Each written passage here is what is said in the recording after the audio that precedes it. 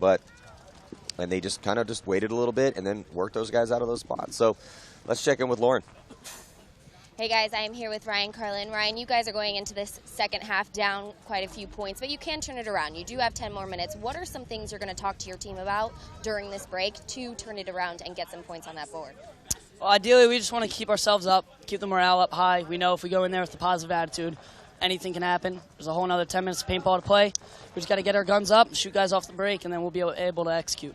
I heard you say earlier that if you're going to lose, you're not going to lose with a huge point spread. So what were expectations coming into this match against UCF, who is a very seasoned team in this bracket?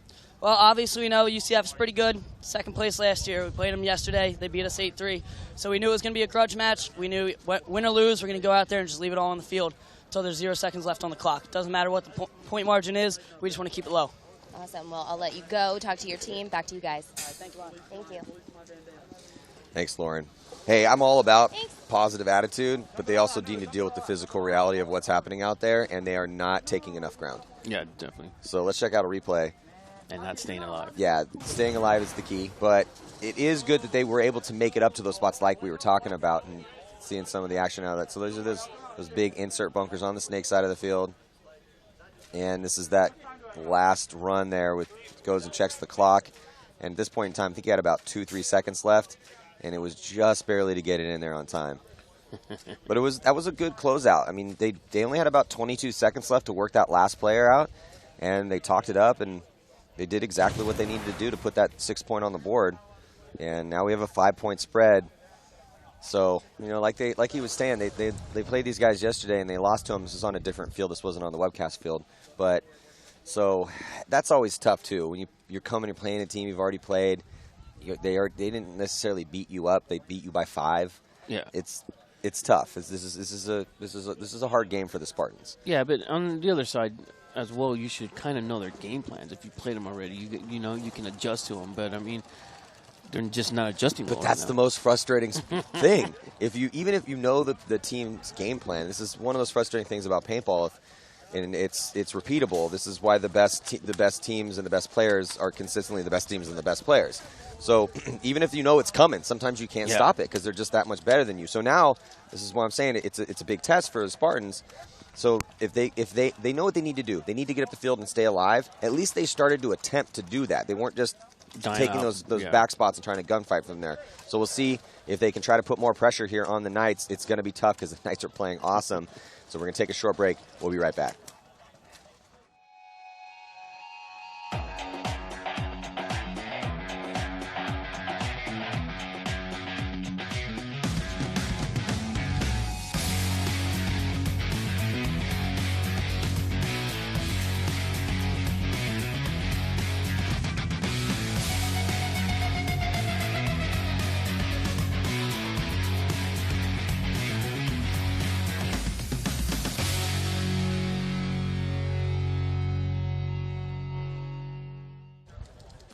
Just a few moments away from the start of this second half. The UCF Knights, if you're just joining us, have been handling the Spartans nicely in the first half of play, and the Knights are absolutely one of the favorites here.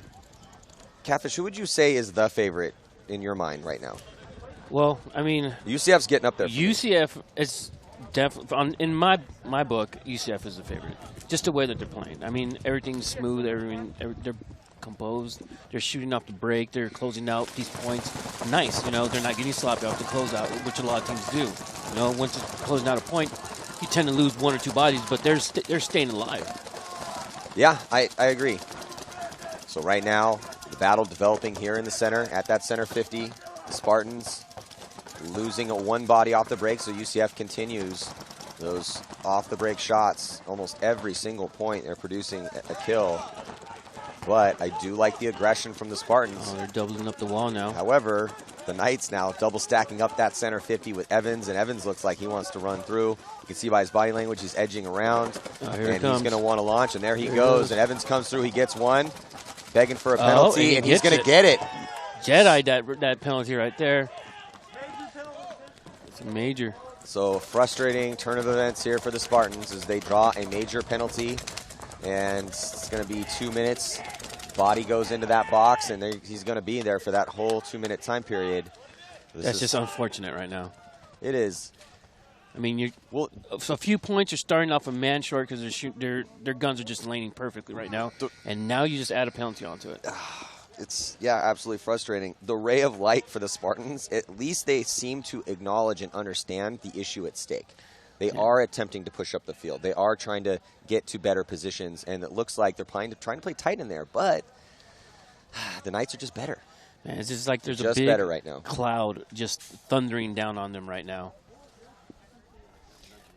So 8 minutes, 49 seconds to go. Lots of time left here in this second half. But if this is going to be a long second half for the Spartans if they can't keep 5 alive off the break and if they keep losing guys out of their spots.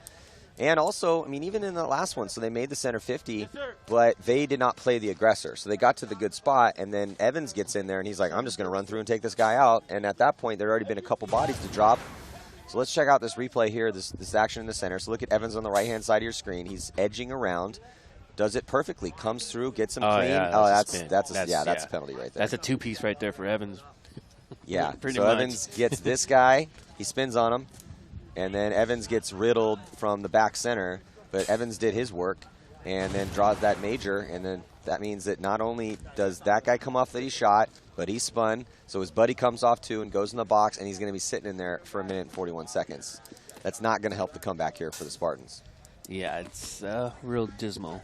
I want to get some more games like Penn State and East Carolina yesterday. Yeah, Can we get some more games like that? Yeah, I would love more games like that. 1 point game, overtime, a good little comeback for the Pirates to tie it up, to take it to overtime. I honestly thought the Pirates were going to pull that one out, man. They looked good. But Penn State was just they looked a little better. Yeah, they were a step ahead. They were definitely a step ahead. Yeah, and I believe that the Pirates lost, the track of time. Well, we're going to see the Pirates. They're actually playing in the next game. Okay. So I'm assuming. I mean, we'll see. They seem to have they seemed very honest about what happened in that game. We talked to them afterwards. Exactly. I just love the attitude that those kids had. And they were just consistently making that D3 off the break too, which is really impressive. And the huge for UCF shooting a guy off the break, bringing it down to a 3-on-5 weight UCF player while strolling off the back, making it a 3-on-4. Still over a minute left on that penalty that Spartans got. Looks like we got. Now Evans is in the snake. And that's bad news. Quite the versatile man. Evans plays the snake, plays the center, plays the 2. Well, Maddie, this is his last tournament because I believe he's graduating. So he wants a win right here.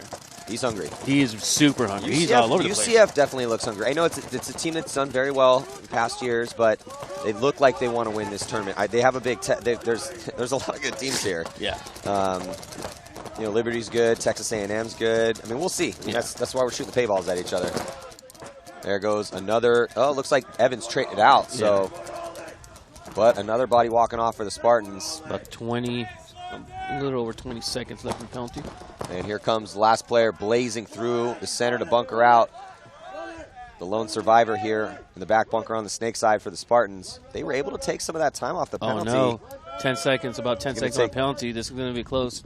Yeah, he's going to need to sprint that in to try to preserve any of the penalty.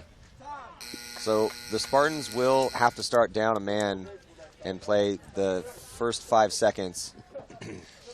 Yeah, 5 seconds. I mean, hopefully he makes it out of that box. We will see. Well, people may not think, 5-6 seconds. That's not that much time. They're going to get the body right back, and you're definitely right. Gabby, you can see a frustrated Michigan State right now. But even just that 6 seconds, the most important thing for me is the lack of the gun off the break. Oh, yeah. That's the most important thing. That's why you're trying to sprint that flag in to try to at least keep that penalty on the clock.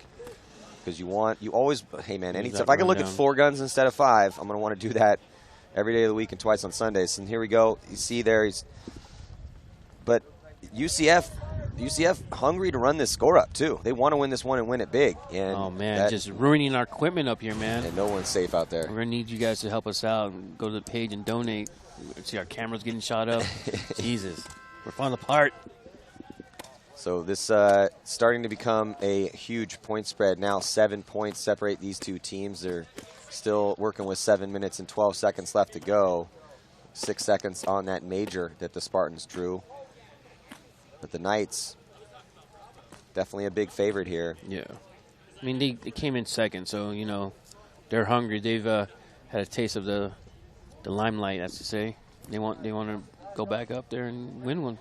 They just look so calm and composed. Yeah. They look like they've been here before, and they have, but it's, you know, obviously it's been a year since since the last championships, and, you know, they played great, but they've been able to maintain. Their talent level on that team is high. They're very consistent. It's, you know, they're able to replicate these off the break shots over and over and over again. They got pretty much the same crew. They're looking real sharp. Can't really take anything away from the Knights right now. The Spartans on the other side, they're trying. Yeah, they're keeping that positive attitude for the most part. I haven't really seen them starting to walk off slow or, you know, put their eyes to the sky and stop pondering their existence. Carlin getting smoked in the grill, trying to dive into the snake. Looks like we got 2 Spartans walking off the field, and just a relentless attack coming from UCF right now down the field. Looks like they got someone at the center 50 wall. I believe they're on a 4-on-3 at this point. I could be wrong. Well, oh, wow, just losing a gun battle out of that big wall. Yeah, so the Knights with an uncharacteristic early death out of their bunkers. Oh, There's another one. There goes also. another one, too. Yeah. So that should slow this point down a little bit here and grind some of the time off, which was not what the Spartans want to do. Now, the Knights on the other side, yeah, they should actually be told. I know they want to run the score up and they want to win this one and win it big, but they should be completely content to just sit in their bunkers and roll their guns right now with this huge 7-point lead and just 6 minutes to go. It's up to the Spartans to try to push forward. Looks like it's a 2-on-2 at this point right now, Matt. Looks like we have the Spartans trying to push the Dorito side. We got one of the UCF players in the Dorito. No, actually, I misspoke. It's a 3. Oh, no, it's a 2-on-2. Yeah, well, the Spartans had a slight advantage there for a second and then lost the body. And then they're going to lose another body, too, as a pretty bad gunfight death out of the back corner bunker on the D side. One, man. It was a 3-on-2 situation in favor of the Spartans, but 2 quick deaths out of their spots. So, there's the last one. So, just no, making no buzzer. Just making so easy, just making easy work out of the 2, even a 2-on-3. Yeah. Low body situation for the Knights there, and they were still able to win, and it was like 2 quick gunfight wins. Oh, yeah. 2 real quick. So let's check in with Lauren Kelly. Looks like she's down in the pits with the Knights. Hey, Maddie, like you said, UCF is very calm. Obviously, they're super confident in their pits right now. They're going to take this win. You're going to see them start slowing down because they really just want to get time off the clock, take this win, and call it a match. Back to you. Yeah, I could hear them screaming "story time." Yeah. Which is, I think that's a Florida call. Yeah. You know, like a code from everywhere in the lockout. All over the world. Everyone's got like the different codes they call for specific instances within the context of the game. So story time for some of these Florida teams, so I think it's a Tampa Bay damage call, and that means, hey, just kick it in your bunker, shoot some streams of paint, talk it up, and just run the clock down. Yep. So that's what the Knights are going to do. So the Spartans, again, this game's over. I've never seen a team come back from down 8 with 5 minutes left. We've seen some big comebacks over the years, but I've never seen an 8-point comeback with 5 minutes. I've seen a 5-point comeback with 4 minutes before. Yeah. Dynasty came back on AC Dallas last year. I can't remember what the point spread was on that one, but that was a pretty ridiculous comeback. I've lost to Dynasty before when we were up like 5 or 6 points. Yeah. I think that was really frustrating. We've all lost to Dynasty before. Yes, we have. I mean, I've beat Dynasty a fair share at times, but they've beat me more than I've won against them, to be honest. It's hard to admit, but yeah. Yeah, I was talking to before Impact went on their most recent run and was just dominant last year in 2016. But before that, 2015, they had a whole string of second places that they kept taking. And I would empathize with them. I'm like, hey, man, I empathize with you 100% because one year we took second place 5 times in a row. 5 tournaments in a row we took second place. That was really frustrating. The good old days. Frustrating era. Looks like UCF making a dive into the snake this time. Not even waiting. Looks like they're also making a push into the little wall on the Dorito side. Looks like everyone's still alive. Both teams still 5 strong. Look for Michigan Spartan trying to get into snake, which he dips into now. I believe that's Carlin, making his way into snake 1. So right now the snake is mirrored by a Spartan player and UCF until Carlin goes into snake 2. Looks like we have a UCF player coming off from the middle stand-up can in the white zone. Well, the Spartans attempting to push. I mean, they have Carlin in a good spot. We just needed this a little bit before. I was just about to say they also have D2 at the top, but that guy loses his gunfight. There goes Carlin to the 50-yard line here. Might get a kill cross field, and I think he did. Nice move by Carlin. And the Knights, even though they were yelling story time and talking about how they were going to hold, but they actually had a player in D3 in the red zone over there, and they got a player in snake 1 as well. See if Carlin can do some more work from this 50-yard line. He's already got a confirmed kill cross field, but he's getting pinched out. And here comes the Spartans now pushing up past the D side, and there goes 3 bodies walking off at the same time for the Knights. And there goes the last player, gets shot out of snake 1. So nice work by Carlin and his teammate over there on the D side to put their second point on the board here with probably around 3:10 by the time he hangs that up. Meaning that was Vallejos on the D side over there doing damage, doing some work, clocking in. Possibly a little late, but, nevertheless, still getting those kills. Hey, they have another game today, so this is true. It's too late for this game. Yes, this game's over. Yeah. It's just going to be, it just depends. Are we going to see another point score for the Spartans, another one for the Knights, 3:11 left? Look for the Knights to take a rather conservative breakout on this next point and look for the Spartans to push aggressive. And we're going to be right back after this. Stick with us.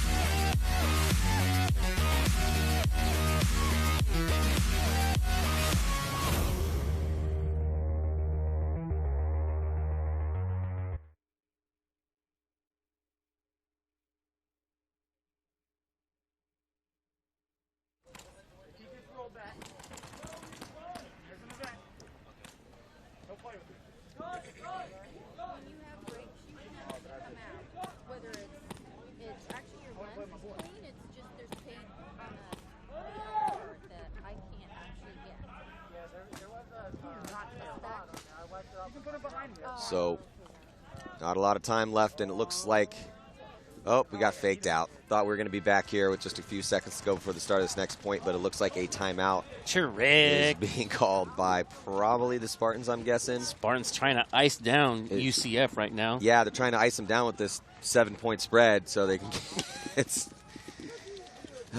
yeah. These guys are so tricky out here. Well, you can see there UCF hiding from the sun. Yeah, it's gonna be a little scorcher today. Yeah, it's not bad right now. It wasn't that bad yesterday. We've had way worse tournaments here in Orlando before. But it's going to be in the mid to high 80s again today, but it's been breezy. We might even see a little bit of rain this afternoon. Hopefully not. Which has been the worst weather you've seen at a tournament?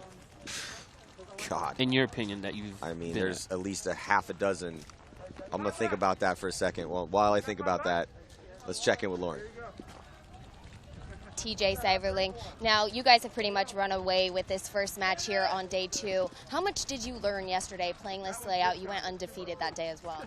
I think it took a little bit to figure it out. We hadn't practiced on it in quite a while. So it took a little bit for us to gel and get together and figure it out.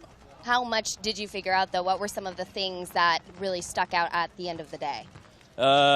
Shooting, you got to get a kill off break. Get a kill off break, and you can pretty much run the table. So if our lanes are good on the D side and snake side, then we'll be all right. When you have such a significant lead in a match, do you guys decide to experiment and try out new things and try out new bunkers, bounce shots, plays, whatever it might be?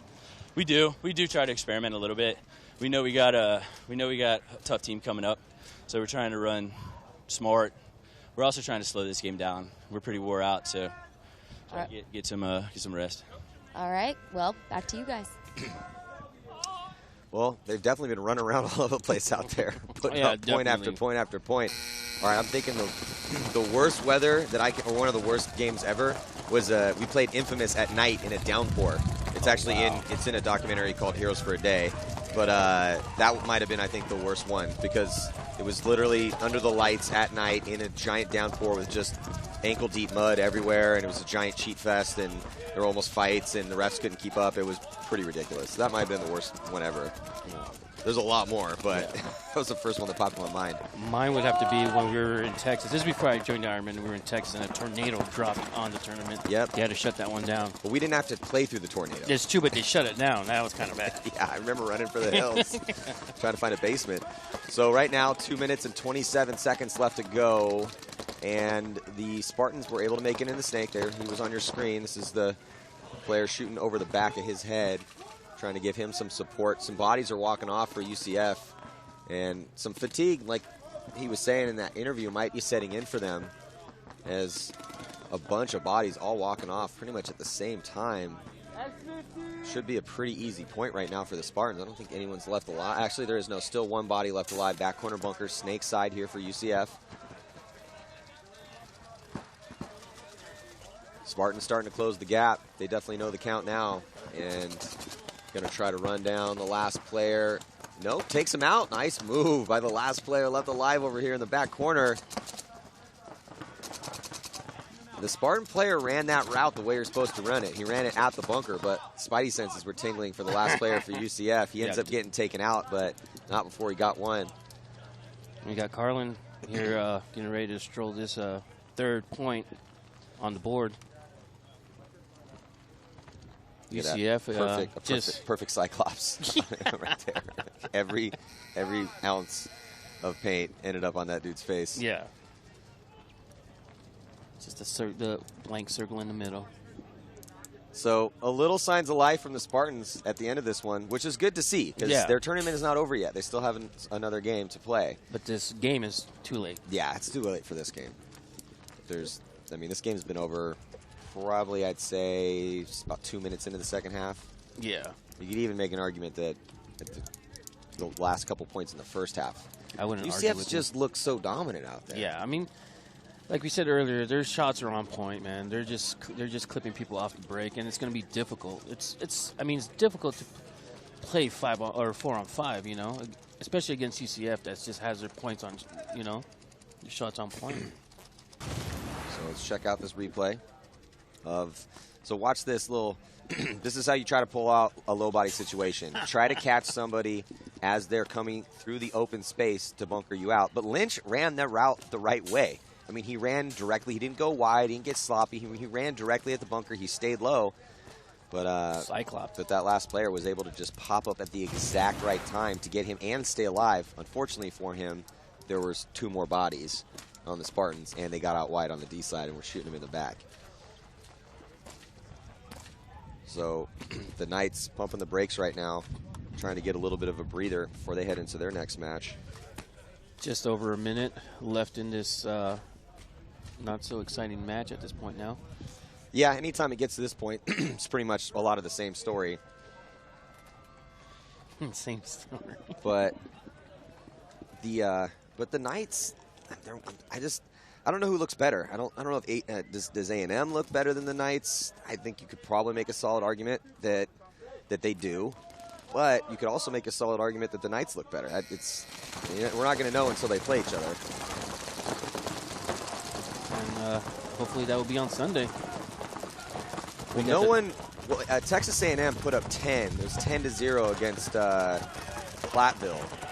That wasn't on the webcast field. It was on one of the other fields over there. But So that was probably the biggest statement, I think. Yeah. I mean, and Platteville's not one of the top-ranked teams out here, but Platteville had a really good game on the webcast field yesterday, so they look pretty decent.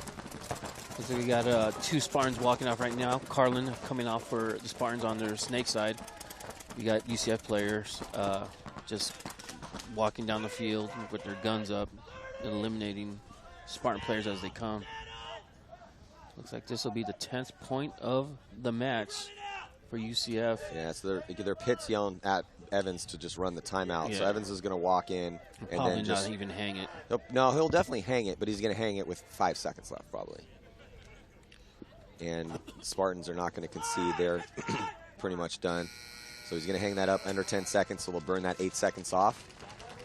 What a game for Evans and the rest of the boys for the Knights, though, Catfish. Looking sharp, man. They just continue to look sharp, to continue to shoot their lanes, and they look unstoppable at this point.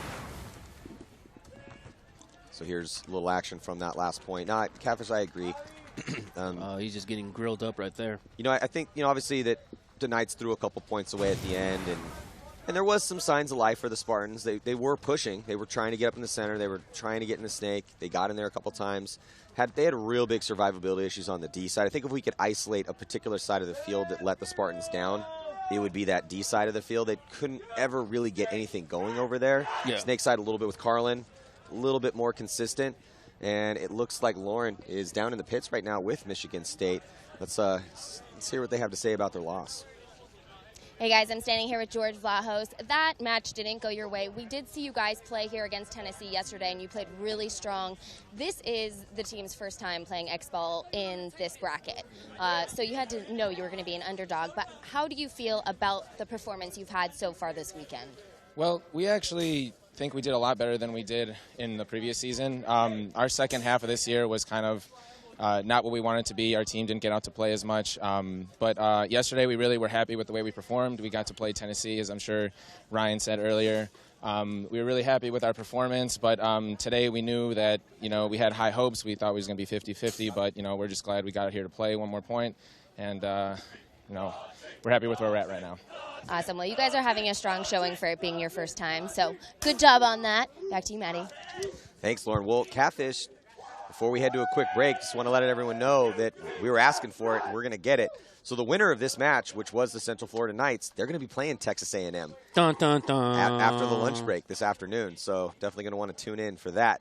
Also stick around, because coming at you next, we have the Clemson University Tigers taking on the East Carolina University Pirates. We'll be back. More action from the 2017 NCPA tournament. See you in just a few.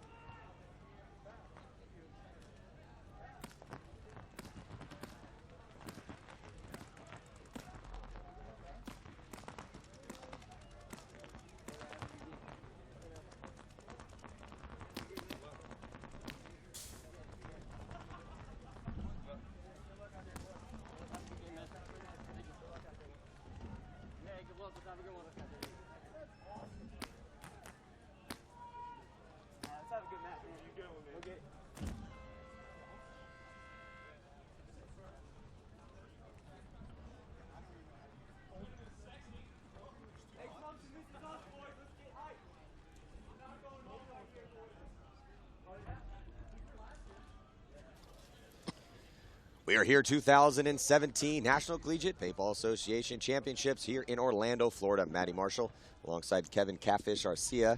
And we are about to watch the Clemson Tigers take on the East Carolina Pirates. I'd have to give the edge in this one, I think, Catfish, to the Pirates based on the comeback that they had against Penn State yesterday. Yeah. That was very impressive. We talked to those kids afterwards. They got good heads on their shoulders. I don't take anything away from against Clemson. However, Clemson got beat up real bad by the Temple Owls on this field yesterday. That was a 10-2 game. So I think on paper, the Pirates should have the advantage over Clemson, but you'll never know until you play the game. So on the breakout, Clemson's on your right, Pirates on the left. Both teams send a body up to that center 50 on the break.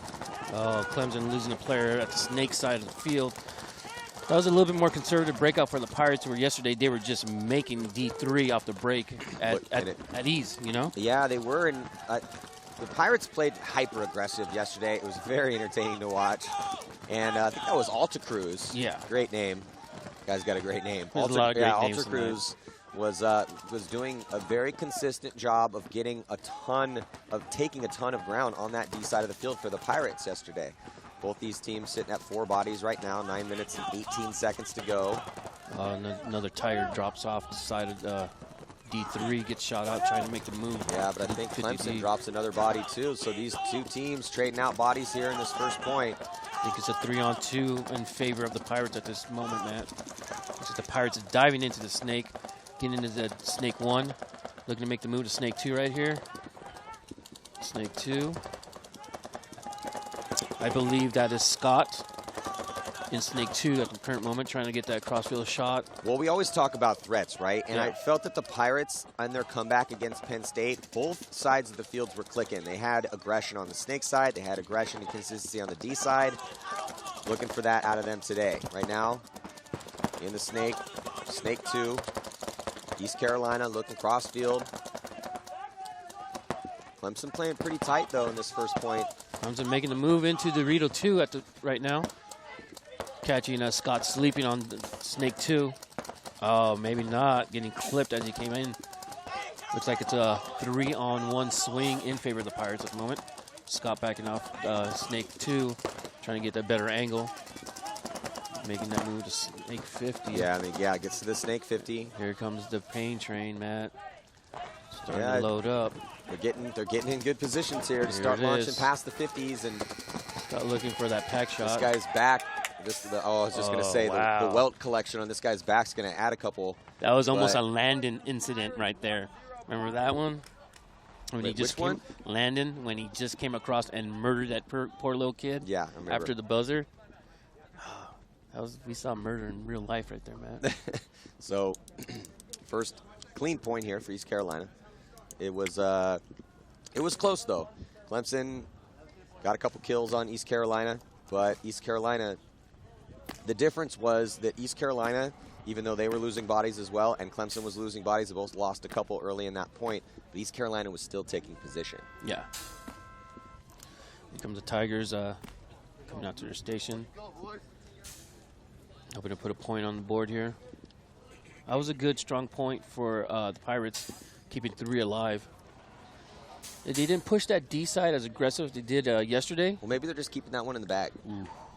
Keeping that plan on the back burner. They don't want to show their hand. They don't want to get too exotic off the break. Yeah, as Dave Baines would say. They were running some exotic plays yesterday. They were. Well, I mean, that's how they kept themselves in the game. Yeah, that's how they. I mean, well, both those teams were. Yeah. But here is that last little run through to clean it out. You could see that Clemson did try, even when they had the 3 bodies. There was a move attempted on the D side, where he moved up into D2. Yeah. And I couldn't see, did he get shot out of his bunker, or did he get shot in the transition from the back corner bunker D side into D2? I think he got shot. I didn't see him get shot in the transition. I didn't think either. He got shot. Well, as soon as he dove in. First engagement? Yes, he popped out and took one in the dome. It's always frustrating when you make the move in. You're like, okay, I made it in clean. All right, I'm Let me set see. up, get my first snapshot, bam! And then you get hit immediately in your first engagement. But that's a way to trap a guy. Yeah. When you see a guy get into a bunker, that's a way you just wait for a second and then put a stream an inch off that side. Now here comes a big move. Nice move by Clemson. But he gets clipped going back around. They both trade out in the center wall. Looks like we got a Tiger in D3 getting shot out. Looks like 2 Tigers eliminated. We got a 4 on 3. No, 4 on 2. Oh, major penalty. There's a flag party back there. Major penalty on Clemson. That is bad news for them. That's no bueno, my friend. No bueno. Because East Carolina had got a penalty. East Carolina player just trying to come up the snake side. Oh, and he got shot. I believe this snake player right here, Scott, do not touch that float. Well, just do what you want to do then. Where'd he get shot? On his hopper. There's a big hit on his hopper. Is that rub or is that a shot? No, that's a shot, dog. I saw it. Yeah, so you're saying this guy's about to get dirty hang? Look at that dirty hang. Look at that. He's not even, he's calling the ref over. He didn't even look at the hopper yet. He hasn't even looked at the hopper yet. He didn't even look at the hopper. I can see it from here. Well, is he trying to hide it? Is he putting the hopper on his leg? Captain Quick Hands? Ooh, they're yelling on top of his head. Nope. They gave it to him. Hopper. Damn. Catfish, you're 1,000,000% right. You know, I'm very rarely right. I thought you were about to be. I'm very rarely wrong. And I'm probably going to get ousted, get my email blown up. Probably the webpage is going to get blown up. You called that one. That guy definitely got away with that one. That's Jedi. Oh, man, looks like we got the Pirates coming to the 50 wall again. Player now under a minute on that major.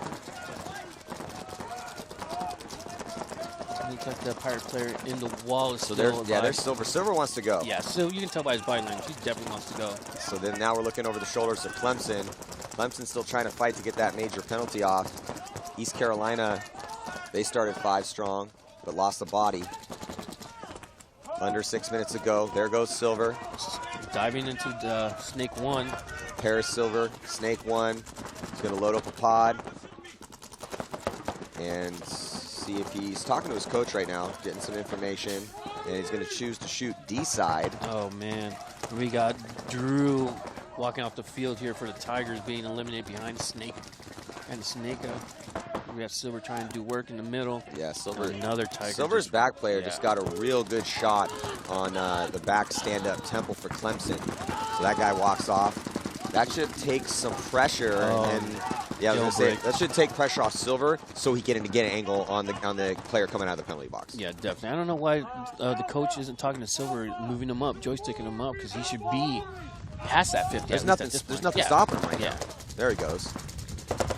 There you go, Silver. Yeah, Silver just running and gunning down the snake side of the field. Another solid point for the Pirates. So they're getting...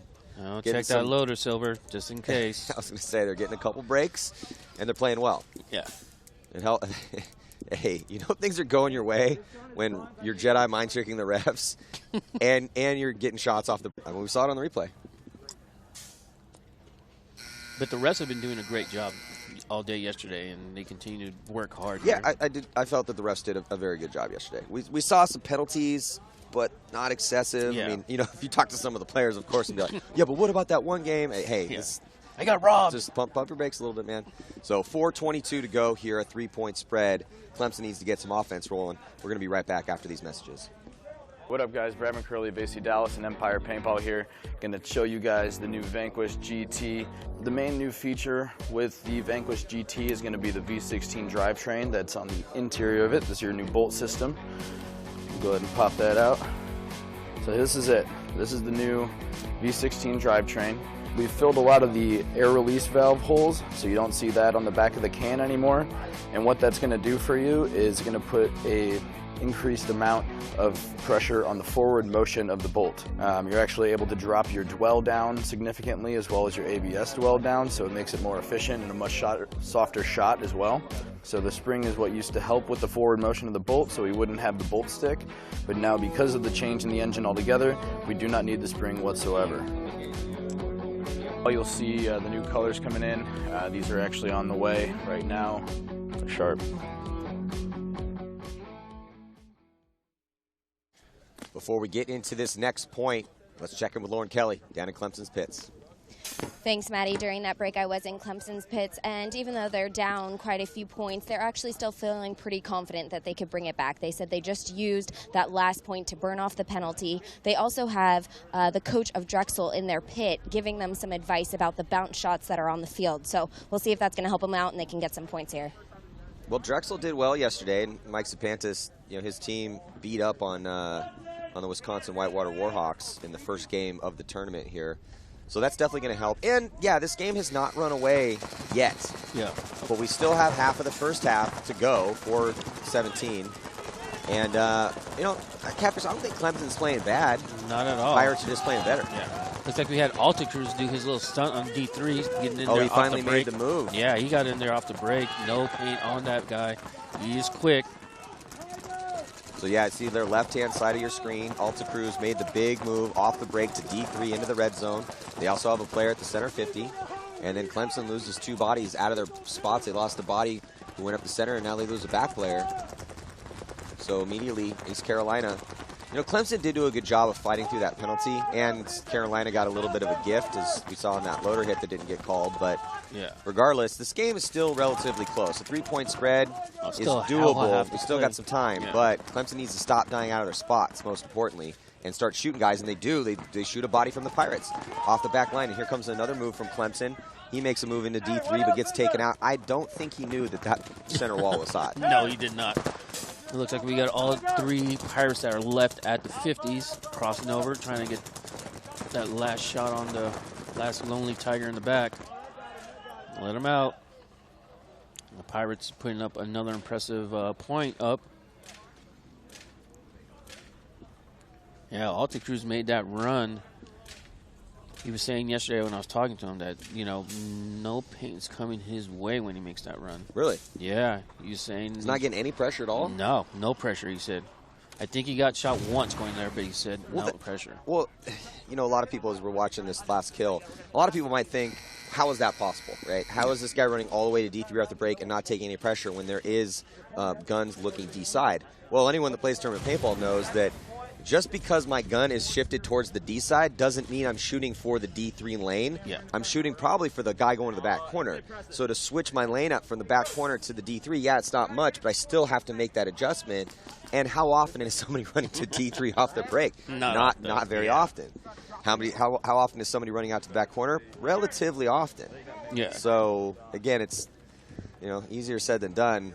Yes, and again, the adjustment's a matter of inches on the trajectory of the angle of the barrel, but still, that's why he's probably not getting much paint. Yeah, but, like you said, matter of inches, but still ball in the air, him still running, it's still a far run. Yeah. But the fact that he's fast and runs low, those are, elements that add to his survivability, making those far spots off the break.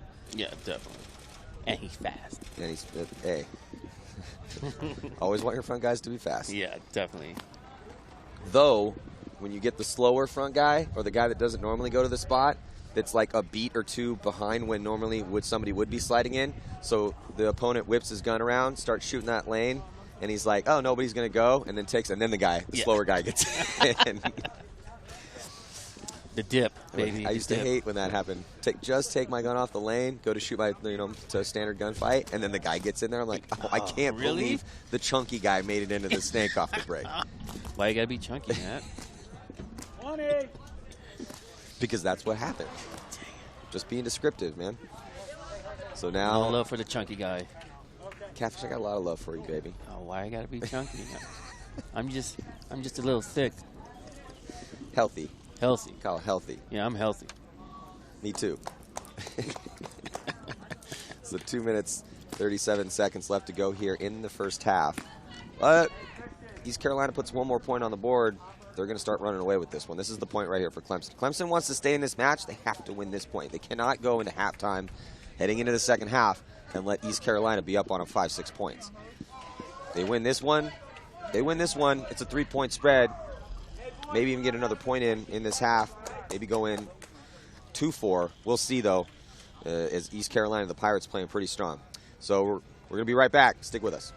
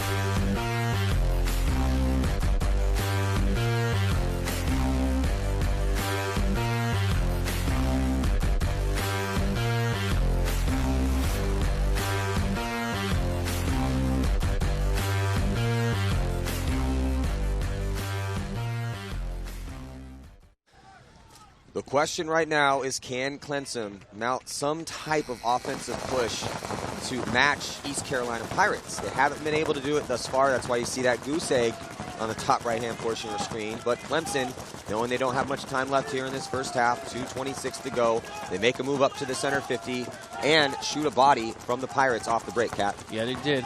Looks like that center 50 is looking Dorito way, trying to keep them out of the Doritos. I believe Clemson thinks that the Pirates are coming strong down Dorito, because it looks like a lot of their guns are going that way. Now we have one of the Clemson players making his way to the Snake side, as well as one of the Pirates. I'm just hoping Clemson stays alive in their spots. They've been having massive problems with survivability, mostly in these situations. So they're up a body right now, but what can they do with it? You see the player on the Snake side, he wants to make a move. He's looking over, he's talking to the pit. Yeah. Or talking to his coach? Yeah, he's talking to his coach. Looks like we have a Pirate making it into the little wall on D side, on the mini wall. Looks like we have the wall looking, the 50 wall, Clemson player looking towards Snake side. Clemson closes the gap a little on the D side, makes a move into D1 out of that back corner bunker. Also, the back player moves up into the white zone, and now here comes the move to the little mini wall on the D side. Starting to stack that side. Yes, they're stacking up on that side, but no offense going on the Snake side. Doubling up the wall right now. Another Clemson player making his way up there. Hey, the Pirates are doing a real good job of holding the line right now. And, well, just as I speak that, they lose their player out of the stand-up temple here in the insert on the Snake side of the field, and that was the gun keeping them out of the Snake, keeping Clemson out of the Snake. But that Clemson player also takes the walk, and another Clemson player takes the walk on the D side. Oh, man. I believe we have a 3-on-3 right now. Oh, here comes the Clemson player making a run, going to a bunker, a ghost. Yeah, but Clemson is on the attack, but losing bodies everywhere. I think they all got shot out, Matt, on that exchange. At least they tried to go, but unfortunately, East Carolina, they held the line, and they have one body left alive, which is all you need in order to get that flag and hang it. Manafeed. Is it Manafeed? It's Maffeo. Maffeo had a good game yesterday during that comeback. Yeah. So they're going to concede. Clemson concedes the point with 19 seconds left, which means Clemson wants to play another point here in this first half. Good luck trying to score a point in 19 seconds. Yeah. They could do it. I mean, it's possible. Probable? No, not probable. Right. We haven't seen again, taking out the points where, you know, they only had 3 guys out there. Taking away those types of points, we haven't seen a 19-second point yet this tournament, at least on our field. Do you remember the 19-second point? I feel like we've had like a 25, 30-second point. with 5-on-5. I think, yeah, with 5-on-5. But 5-on-5, we haven't seen a 19-second play. No. Again, not out of the realm of possibility, but, and, you know, I mean, Clemson could have just let this run out. They could have just let the clock expire, gone into overtime, 5-0, but they want to play this other point. I just don't really see a point being scored in 19 seconds, unless a couple bodies drop and there's a major penalty. Well, the Pirates could not walk out there, and that'd be a 19-second. Hey, that did happen. That did happen yesterday. And it did happen yesterday. So I mean, not to the Pirates, no. But it did happen yesterday. But with 5 Pirates walking right in front of me, it doesn't look like that's going to happen. Yeah, it's not going to happen. Alta Cruz with 5 pods on his back. Doesn't look like he'll be making that little stunt to D3. But at this point, I don't think, and they're just probably going to take all 5. Why risk it? Yeah. Why risk it injury? I mean, 5 seconds you got your guys left, diving in. 3 seconds left, big man. 2, 1, get there. Oh, did he get there in time? Yeah. So on the breakout. Oh, and a penalty given. That's unfortunate. Yeah, but. So let me get this straight. You wanted to play 1 more point before the half, and when you do. And you didn't get your 5 guys out. Yeah, you didn't get your 5 guys out, and then you add a penalty to that? Well, and then you go out there, and so they wanted to play another point in this first half. So they don't get the 5 guys out. This is Clemson. So they pretty much started with 4. Conti just looking around, wondering. Well, they did start with 5, but the guy didn't get there in time. Yeah. So they get a penalty for that. Then their game plan was to triple up the back center. That's your 19-second game plan that you want for the point you wanted to play. Yeah, man, that's genius. But, hey, good thing for Clemson is that no point was scored, so the spread is still 5. The bad news for them is they have yet to put a point on the board here, and the Pirates look pretty good. And it is a 5-point spread. That's a lot of points. Yeah. I mean, there's a lot of time now, but it's a lot of points. Well, before we head to a short break here at halftime, let's check in with Lauren. Looks like she has West Pike, the Tigers. Thanks, Maddie. That's right. I am here with West Pike. Now, going into this second half, you guys have a lot of points to make up. What are some things you think you need to discuss and reevaluate during this break that you have before the second half? Things we're definitely going to be discussing are our snake lanes. They're not pushing out wide, so we're just shooting at nothing. So we got to switch more guns D-side. They're 50 wall players tearing us apart. We got to take care of him, so possibly sending someone there. And then we just got to get in the snake, and that's my side of the field, so that's on me. So getting into the snake, we're playing real passive. We need to notch up the aggression on the snake side at least. What do you think is the main factor preventing you from getting in the snake and executing from those positions? Honestly, right now, I couldn't tell you. It's probably a bit of laziness. Their lanes are real strong. Their home players locking us in. So once we put them in, we just got to know that lane's down and go. All right, well, thank you so much. I'll let you go talk to your team about that, but stay tuned for the second half, guys. What up, guys? Brad McCurley, BC Dallas, and Empire Paintball here. Going to show you guys the new Vanquish GT. The main new feature with the Vanquish GT is going to be the V16 drivetrain that's on the interior of it. This is your new bolt system. Go ahead and pop that out. So this is it. This is the new V16 drivetrain. We've filled a lot of the air release valve holes so you don't see as well as your ABS dwell down, so it makes it more efficient and a much softer shot as well. So the spring is what used to help with the forward motion of the bolt, so we wouldn't have the bolt stick. These are actually on the way right now. They're sharp.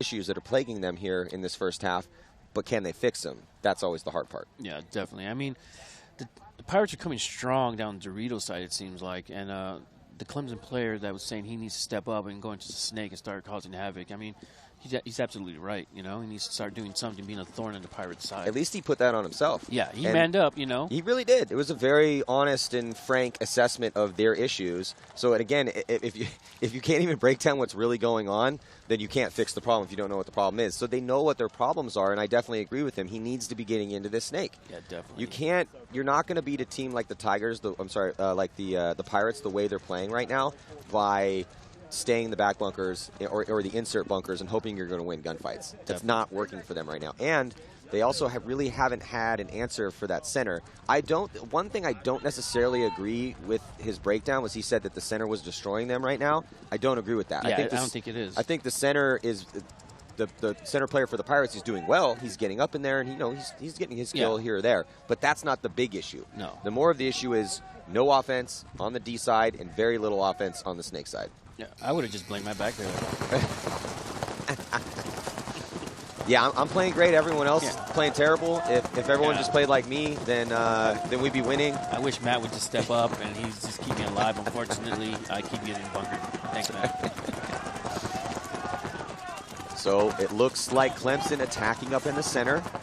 They'd sent a body to the center 50. He's looking D side, and a little bit of a slower breakout for the Pirates. This is one of their more conservative looks that we've seen. But then on the delay, getting up to the center 50 wall. There's the battle developing. And then here comes Clemson playing the aggressor. Trading That's out. good to see. Trades out with them. And then they're going to refill that. So That's now nice. they got to get in Good. the snake. So here we go. He gets into the snake. Hey, Clemson's doing what they need to do. This is a really good point so far. We'll see if they can execute from these positions, though. Oh, man, because I think he got bounced. Yeah, he did get bounced. That was a very risky move pawing around that because he's in open space right there. They also made it into D3. Oh, and he just does crossfield shot on the mini wall. He needs to just be careful right now. Just hang out. He has two guns on him. Just the player in the snake right now just needs to chill. He's taking a lot of pressure off the rest of his guys. Let this play develop here. Don't get greedy right now. Yeah, get into the 50. There you go. Oh, no, play smart. Got to be careful. There's two guns on him right now. He should be feeling this pressure. And again, we just got this first half starting. Yes, they need to make up a lot of points, but just chill for 15, 20 seconds. Lull that guy in and wait, and then there you go. Perfect. He did it exactly. Oh, Cyclops. Taking in the grill. That is not what you're supposed to do. He was doing it because sure enough, the back center that was shooting at him ends up getting shot from the D side. That's what when I'm talking about letting the play develop, that's letting the play develop. But then he gets greedy, comes out, and gets shot in his first engagement. Scott was able to pick him up on his little peek out. Scott looking to wrap and shoot this player at the pin in the red. Here comes a big, nice move. Oh, Scott saving the day. The other Clemson player has no idea Scott made a cross. Scott is about to win this point here for the Pirates. The Clemson Tigers were looking really good. Yeah, Jesus. Scott was the one that got the shot on the snake, too. So that's a 3-pack right now for Scott. Yes, it is. Nice play, kid. That is how you crush a team. That's how you crush a team's momentum right there. Clemson was looking good. They did everything right except for this death in the snake. But he got there and started to let the play develop. Guy on this D side was playing aggressive, getting kills. Yeah. It was starting to look like it was going Clemson's way. Scott was like, nope, sorry, I'm going to get a little 3-pack and win the point. It's now 6-0. So even though you guys just had your best point so far, it still ended up with us winning. Thank you. So, man, that's a frustrating one for Clemson. That guy but they got to just keep doing that. Yeah. So that was a well executed. I like how they drew that one up. Send a guy up to the center. As soon as he feels that he has a mirror, a guy right on the opposite side of his bunker, go get that guy out. He did that. Off of that chaos and confusion, they get into the snake. They filter the body into the D side. D side player makes it to D3. Snake player gets to the 50, chills out for enough time to let his D player shoot the guy trying to shoot him. But then he loses that engagement, and then Scott makes a big move, and it's now 6-0.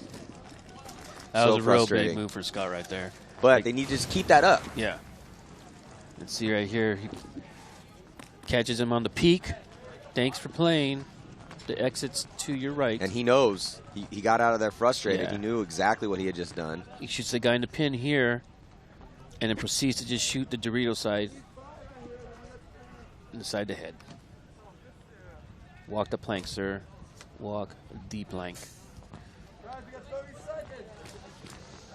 Clemson needs to run that same game plan and just not let the guy in the back corner run down the field and shoot 3 guys. Yeah. But I mean, that was a great move from Scott, and that's how frustrating this game can be sometimes. Do everything right, or almost like everything right. But that should be a lesson to the other players on Clemson. You got to keep your head on a swivel. Just because the play seems to be developing in your favor, that doesn't mean that someone's going to make a great move, or that it's not possible that someone can make a great move. Yeah. So you have to keep checking off. So, okay, you know where the variables are. Got back corner bunker. There's still another body on the D side. Okay, things are looking pretty good. But every now and then, throw a head check towards that snake side. You might catch that guy trying to get aggressive. Oh, wow, they come across the field and no one home. What? I don't know what that play was about. It's still produced to kill, though. Yeah. Not directly, Yeah. but indirectly produced to kill. So it's 4-on-4. There's nobody there on the other side of the wall when they sink. Maybe he got some bad information. I mean, he could have just hung out at that center 50 wall for a little bit. But he must have maybe on the run-up saw a flash or saw something that he thought was an opposing player getting in there with him. That might have been just a play, Matt, because like he said, the wall's been wreaking havoc, so they probably thought, you know what, let's just get that guy off the field all at once. And the Pirates didn't send anyone there, so there's nobody home. But that that caused a little bit of havoc. Alta Cruz gets eliminated on the Pirates side, which is their D side destroyer, who's no longer on the field. Now we have Pike making his move into the snake.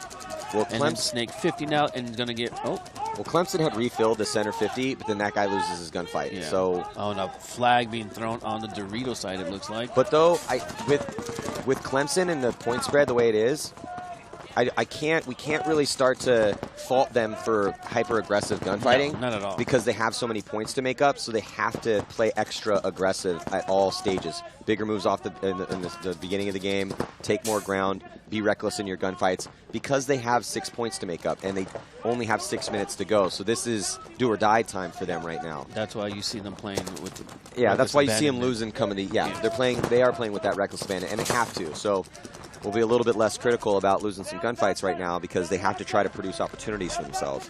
But they're getting themselves in key positions right now. Like we have Pike trying to gun battle with the tower and the center back, and he's keeping him in right now. Look for him to make a move here possibly, or just get eliminated. That works too, but not in Clemson's favor, unfortunately. Looks like we have a Clemson player making his way into D2. Yeah, you can see the body language on Pike that the frustration is really starting to set in now. Penalty came out. Looks like it's a 2-on-2 now with one Tiger in D2 or D3 now going into a 50 Dorito. Look for him to make that, try to eliminate the tower, center back tower.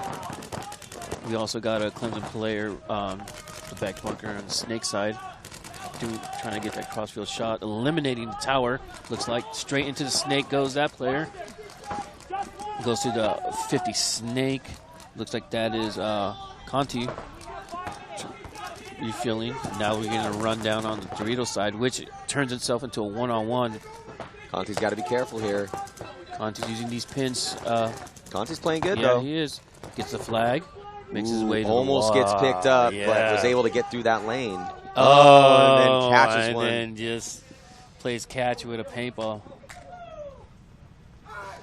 Well, it's a little frustrating when the little shining light comes out and it looks like a glimpse of hope, and then the Pirates just slam the door shut. This happened last point, happened this point, just when Clemson thinks it's close, think they might put their first point on the board.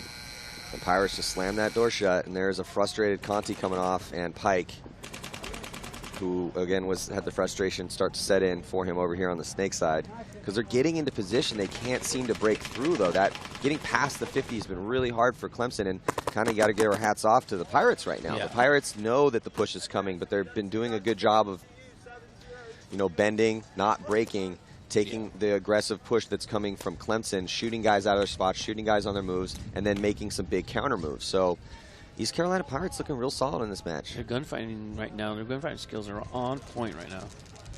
So look at this replay. I also, Catfish, I like how in the transition from an aggressive, hyper-aggressive game plans, you see the action there in the center of the field. He's a little slow to get up, and this was Pike about to lose the gunfight here. Right there. And you can see he has to do the triple take. What? Where did I get? How did that happen? I think he even turns around again. Oh, shakes his head. Shaking right there. head. Shaking head is no bueno. Things aren't going well when you got the shake head, shoulders slump, and the walk-off like they just been scolded by the parent. Oh, and then grilled up, drops a flag, and just... You know what I like about the Pirates? They've transitioned nicely from hyper-aggressive game plans to a conservative hold-the-line game plan, and it's been working for them. They know the push is coming. They're running with, let's get out wide, shoot our guns, and that's a big transition. Some teams can't play both ways. No. Some teams can only play the more conservative brand of paintball, where hey, let's get all 5 guys alive, let's stay alive, and then for a minute or so, and then let's make moves. They hit the gas pedal early on in this tournament, and in their comeback yesterday against Penn State, which they lost in overtime, but then they transitioned nicely into this conservative style to hold their lead, and it's working out for them. Yeah, definitely working out for them. And I mean, you can see they made some changes, and it's showing right now. We'll see if Clemson can get one on the board here. Just 4 minutes remain in the second half of play. Clemson player up at the center 50 wall. Looks like he's poking around these little W humps here, trying to get a shot. One of the back players trying to keep the snake players from diving in sneaky. One lonely pirate in the back who gets clipped on top of the dome. Looks like Clemson Tigers are going to put a point up on the board here, Matt. No goose egg for them, sir. Well, it's about time. No goose egg today, sir. Breaking the shutout. Clemson, keep going to the well, man. They've been making the spots. They had solid game plans. They just weren't executing once they got to the 50-yard lines and losing too many gunfights. But finally, a couple bad moves on the Pirates. Don't know what that guy was doing on the D side. And then a couple lost gunfights for them. And finally, the score now 1-7 still, and 2 minutes and 13 seconds left. So this game's over. But at least they put one on the board. Yeah, definitely. It is a big deal out here.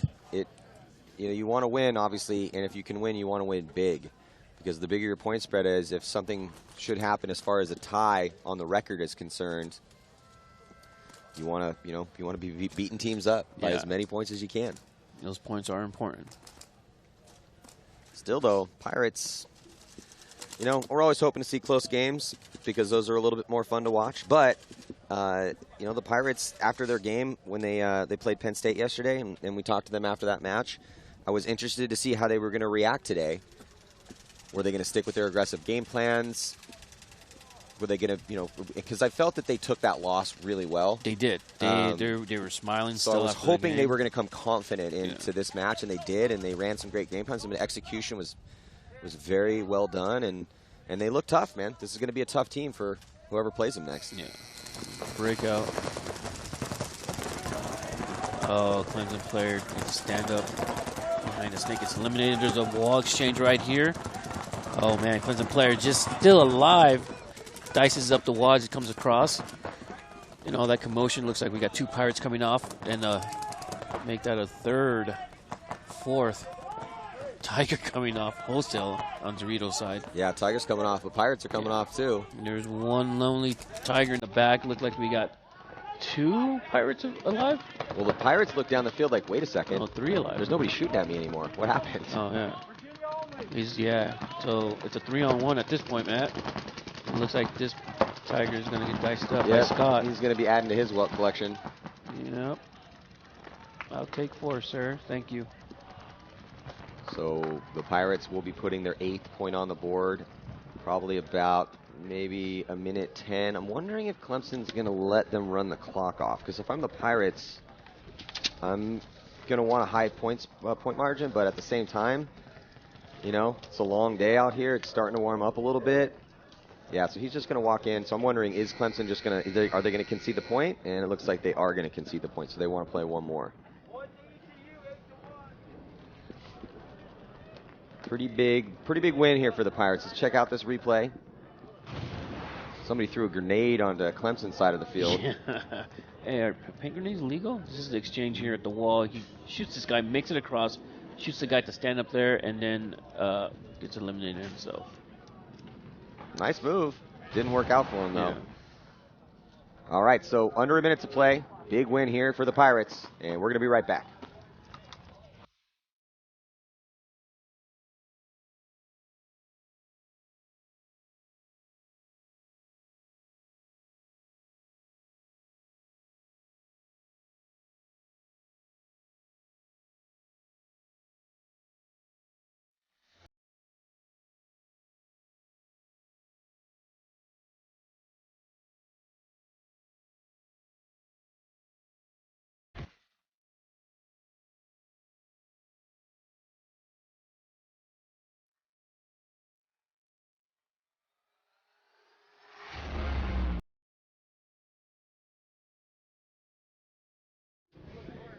Been a little bit too much East Carolina Pirates for Clemson today. If you're just joining us, this is going to be a big win for the Pirates. 8-1 is the score. The Tigers, though they've mounted some offense here in the second half, the Pirates have done a great job of containing them. The Pirates going away from their hyper-aggressive game plans and really just content to sit in the back bunkers. I wouldn't say, actually, they're not really even just sitting in the back bunkers. They are taking moves when the moves are there. They're losing some bodies doing that, but they've just done a great job of crushing the attack of Clemson. Yeah, definitely counterattacking that.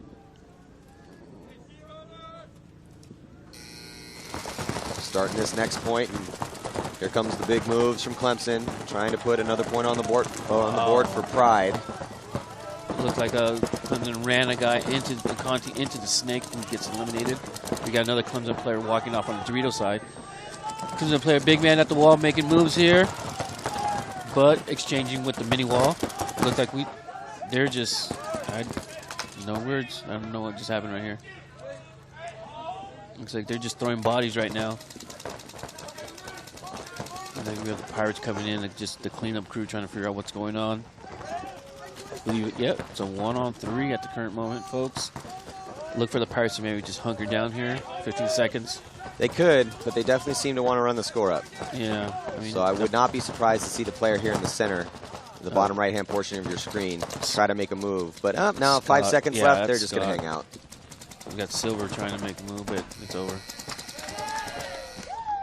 At the conclusion of this match, the score will be 8-1 in favor of the Pirates.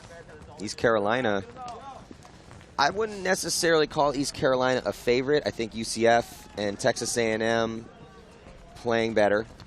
Yeah. But I think that if one of those teams comes in and sleeps on the Pirates and doesn't take them seriously, we could very well see an upset. That would not surprise me. Yeah. There's definitely going to definitely play better. They've been playing better than yesterday, so I mean, like you said, they were conservative. Well, before we head to a break and get into this next match, let's check in with Lauren. She's down in the pits with Alta Cruz. Thanks, Maddie. I am here with Chris Alta Cruz. Congratulations on that win. You guys are looking so strong today, but coming into this match, were you expecting it to be such a blowout, or were you expecting it to be more of a battle for you guys? Well, regular season, we blew them out the first in the fall. In the spring, we had a tough match against them, his third time playing them. So we're kind of wishy-washy, but it's all about heart, and we came out ready in the house this morning. We were, super excited, not sore at all, ready to go. It's all about wanting to play. We want to play. We want to win. So it's history. We just made ECU history, so we're happy. Amazing. You guys all seem very hungry in the pits. Everyone's ready to go out any point that they're needed, which is something we haven't been seeing all weekend. But who do you think is going to be the team for you to beat that's going to be the hardest or make the biggest difference for you? We want A&M in the finals. We want it. We want the finals. We're going. We don't care. All right, we'll see if Pirates and A&M battle it out in the finals, but congratulations on this big win. Back to you guys. We're going to play, Steve. Well, before they get to the finals, they're going to be taking on the Temple University Owls. It will be East Carolina taking on Temple at 3 o'clock this afternoon. So thank you guys so much for joining us here. A lot more paintball coming at you here from the 2017 National Collegiate Paintball Association Championships.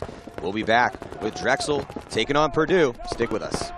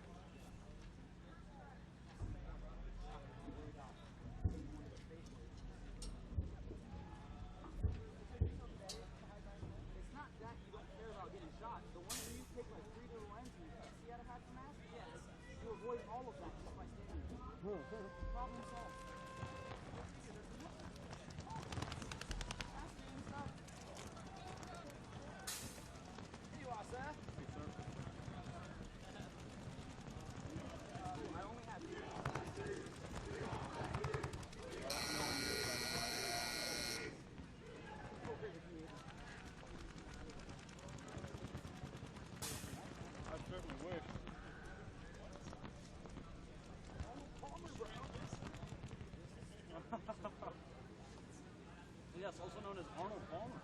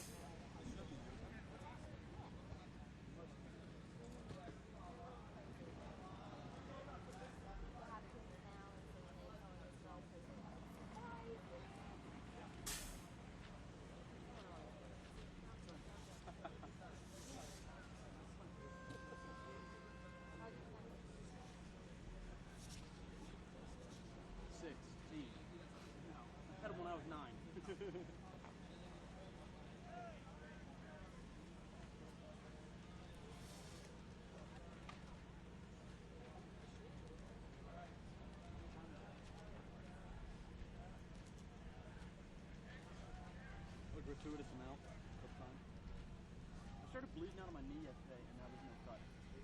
And I'm sitting in some serious cold water. Yeah, I don't know what's going on with it. It was like bleeding all in here. Huh? Yeah, they're called hot. And I'm called not a bitch, so I'm like, oh. Not about it's about you not being dumb, not getting these fucking bleeding knees. Have I tried to hide it?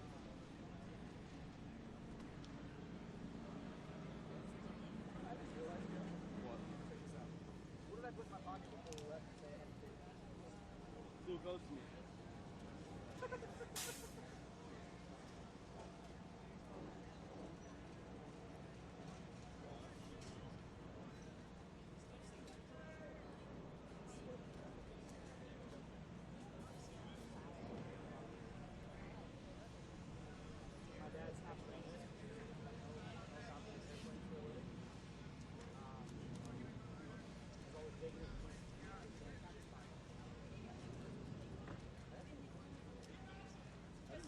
Younger than my dad. My dad's 50. Brown belt. 58. Yeah, next that out. Almost black belt's the next one. You're a black belt. False. I still try and kick his ass. I fail miserably.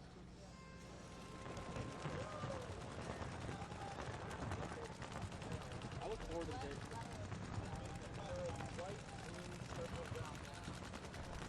And a big ass dragon box on the shoulder. Chill.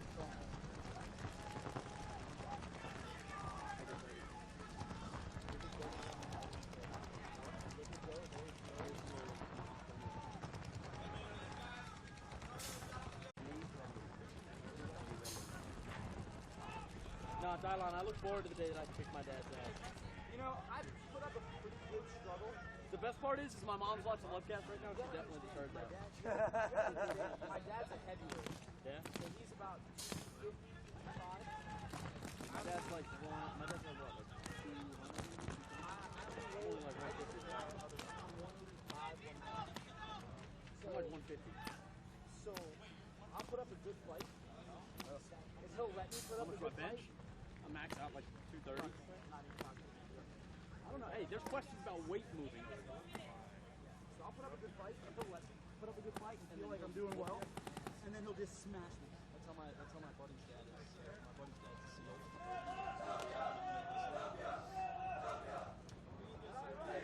I put weight when I can. I got a mean six-pack. I don't need no six-pack. I have an amazing girlfriend. I don't even feel a one-pack. So, how about that?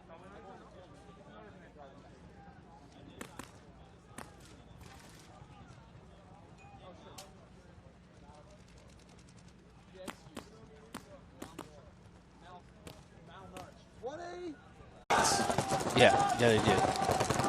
Looks like we got Purdue with their standard breakout, not going too aggressive, kind of just filling out the waters right now. We have Drexel doing the same thing. Drexel pushing into D3 though. I didn't see if they got off. He got out there off the break, but that's a good spot to be in right now, keeping him out of the wall here. Let's see, we got Purdue still rolling their guns. Purdue definitely looks confident in their gunfights right now. They're rolling their guns, definitely exerting some pressure, a little bit tighter for Drexel. And then Drexel's going to make a move up the center. As well as a move into the D1. Oh, center guy backs up to the can behind center wall, looking for that snake player trying to make that dive. Still looking snake way with the. So we got the Drexel player being checked at D1. Looks like he's eliminated. Purdue player slipping into snake one. A little bit of commotion on the Drexel side of the field. field. Looks like a major penalty assessed on Drexel. I see a red flag on the ground. Yep, and a player moving in there. So major penalty on Drexel. That's not going to help things here for them. But they do shoot a body out of the snake. Purdue tried to get Zawinski in the snake, and he ends up getting taken out. So back and forth here, little seesaw battle to start things out with Purdue and Drexel. But Purdue trying to utilize the advantage they have right now. And a little tactical retreat from Drexel gets back to the mini wall bunker. Drexel just 2 players left alive for them in 1 minute and 33 seconds on the major. Purdue player coming off that tower in the back. It looks like we have the Purdue players 2 left, I believe. Stretched across the field, one in the little tower behind the Dorito, and the one stand-up tower behind the snake here. Purdue trying to find those angles. We got a Purdue player in the snake 50. Purdue had a 1-body advantage, Catfish, which they squandered, lost that gunfight, and now it's 2-on-2. But Drexel, as long as they don't have to slow play this, but it would be definitely in Drexel's best interests if they could get that 3rd body out of the penalty box, burn through the major, and still win the point. That's best case scenario for Drexel. They're under a minute on that penalty at the current moment.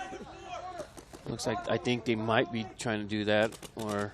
Well, Purdue loses that other body over there, so now it's just 1 player left alive. And the insert bunker here, the temple on the snake side, there, bottom left-hand portion of your screen.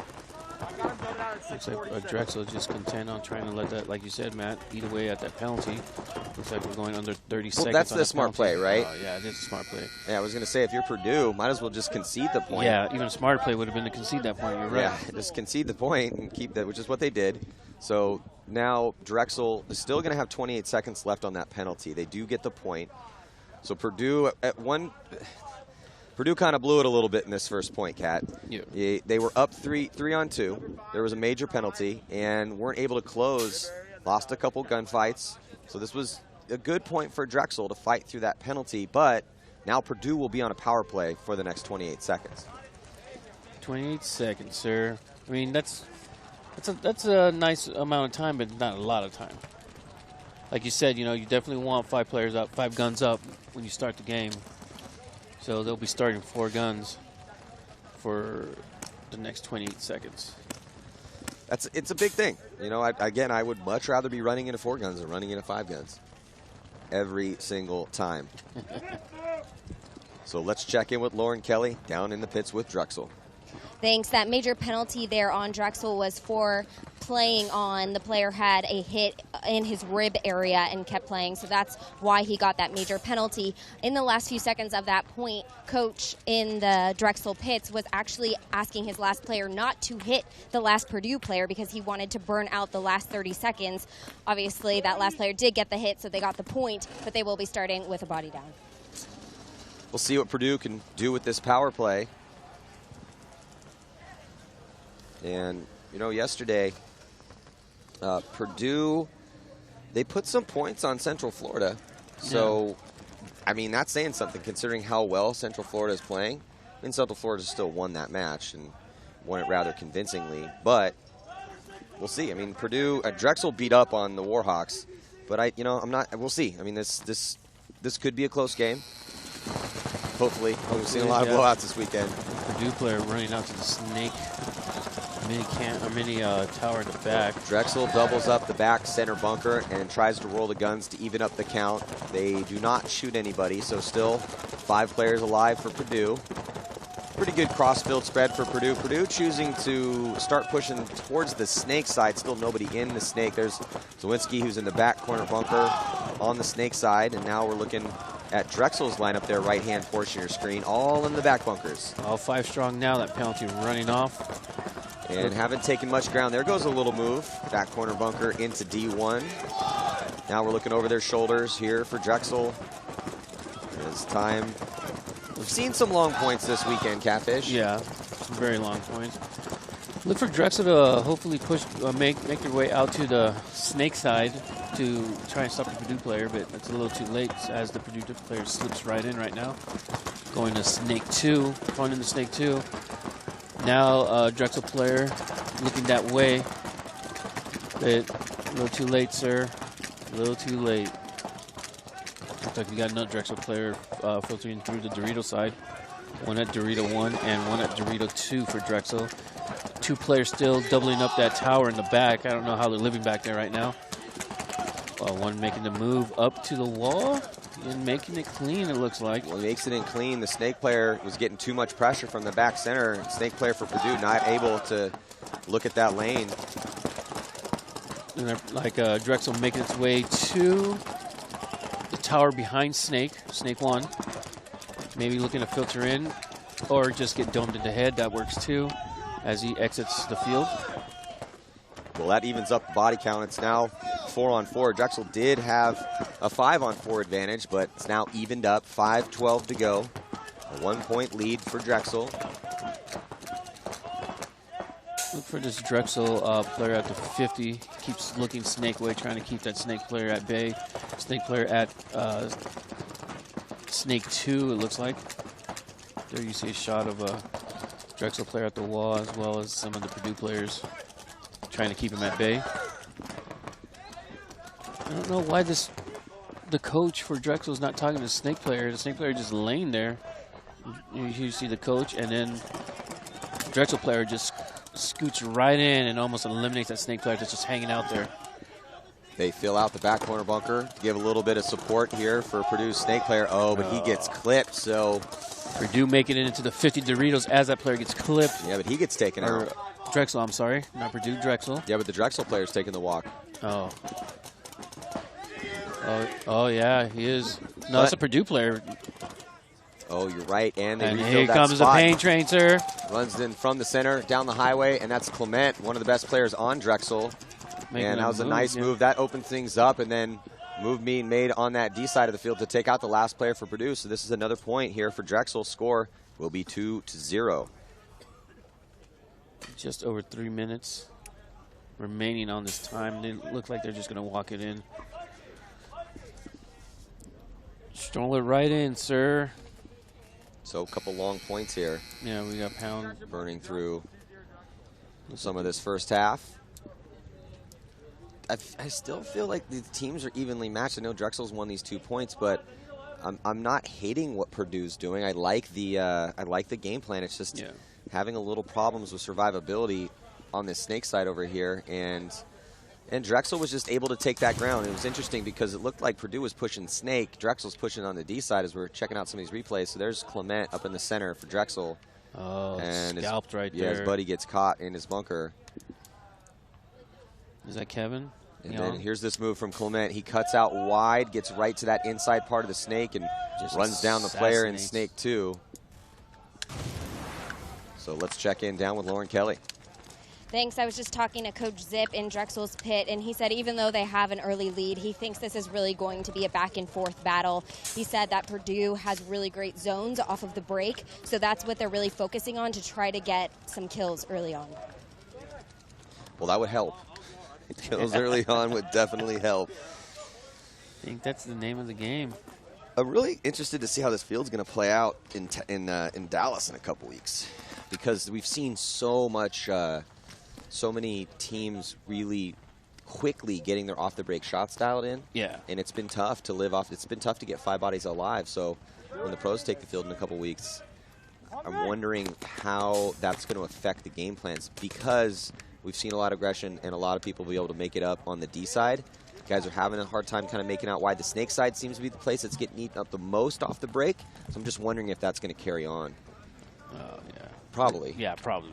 And, you know, not to take anything away from the kids out here, I'm grinding and, you know, playing their hearts out, but the pro level is a whole different level, the whole different animal, you know. So it's going to be a lot faster pace as well. So on the breakout, Drexel, heavy guns, though they do send a body around the back corner bunker on the D side to get into D1, and they get 5 bodies alive. 5 bodies alive for Purdue as well. And there's Purdue on your screen. And looking at the D side, you can see Drexel now doubling up that back center. 1 gun shooting D side, 1 gun shooting snake side. Probably figuring out, hey, Purdue had been trying to push into the snake side of the field. Let's filter lanes that way. And looks like Drexel first to drop a body. And then it looks like Purdue catches gets direct drove in the chest on his run up to the center, but it bounces. Looks like that wall player walking back and forth here, trying to get shots. Looks like he's going to try and do some work on the Dorito side. Drexel with a player in the D1. As Purdue is pretty evenly spread across the field. There's a shot of the Drexel players, and both of them living at the tower. Looks like we got Leon looking on the snake way, hopefully trying to get an angle to eliminate Purdue's stand-up tower behind the snake, to free himself up to make a run for the snake. But with that wall player right there, Matt, switching back and forth, it's just going to be real difficult for Drexel to get into the snake right now. So after getting bounced, though, the Purdue player who made it up into the center 50 has been real diligent at just trying to watch this lane here on the snake side. He might want to switch his gun up. I mean, Purdue has this snake side cover. There he goes. Get that gun on that D side of the field because the closest guy to him is D2. D2 is hot for Drexel. So the center player for Purdue can start trying to maybe find some bounce shots over there or just put pressure on that guy, keep him honest in there and keep him from moving up because that's the closest guy to him right now. Eventually, Drexel is going to try to get one of their bodies out of that doubled up back center and either get to the mini wall bunker back there or try to get up the field and take out this player for Purdue. Limpan slipping right into snake 1 from the tower. Looks like a Purdue first to get into the snake. Look for Limpan to come all around here. They're telling him to go to the 50, which he does so eagerly. He comes across, looks at that crossfield shot. And then he's going to get one of his back players to come and give him a little bit of support. Limpan gets right here into the 50-yard line, so he's been doing it. He's been getting in here pretty solidly in a couple the points that we've seen him play. Now getting that crossfield shot, but they don't have a lot of time to work with here. 45 seconds left to go. Purdue trying to put their first point on the board, stacking up all of the 50-yard line bunkers. 50-yard line on the D side. Have a player at the center 50 wall and also Limpan here at the 50-yard line snake side. Drexel starting to feel the heat. Purdue stacks another body up right behind Limpan. And there's a snake here. It looks like the tower looking snake way, hopefully trying to catch Limpan or his little buddy behind him. Limpan gets grilled. So, yeah, that's tough death for him. Oh, and then Sawinski gets in there and he gets taken out. So Drexel doing an awesome job of keeping the attack from Purdue stuck at the 50-yard line and then getting some couple kills. Oh, I don't know what. Is that Clement? I don't know what he was doing. He took 2 steps out of his spot. All of a sudden, there are bodies dropping all over the place for Drexel from that D side of the field. There's just not enough time. So Kevin Leong, somebody for Purdue was going to town on that D side of the field because all of a sudden Drexel looked like they had all 4 bodies left alive, and then in the span of maybe 4 or 5 seconds, everyone came walking off. Wholesale. But unfortunately for Purdue, there was only 3 seconds left, and they didn't have enough time to get the flag and hang it. So the score heading into halftime will be 2-0 in favor of Drexel, though Purdue looked pretty good in that point. Yeah, that's a tight point right there. Both points have been tight. I mean, it's 2 points in 10 minutes. There have been some long points. Definitely been some long points. Long, grinding ones. Yeah, I mean, we only played 3 points in that first half. Yeah. The 2 that were scored and then that no point.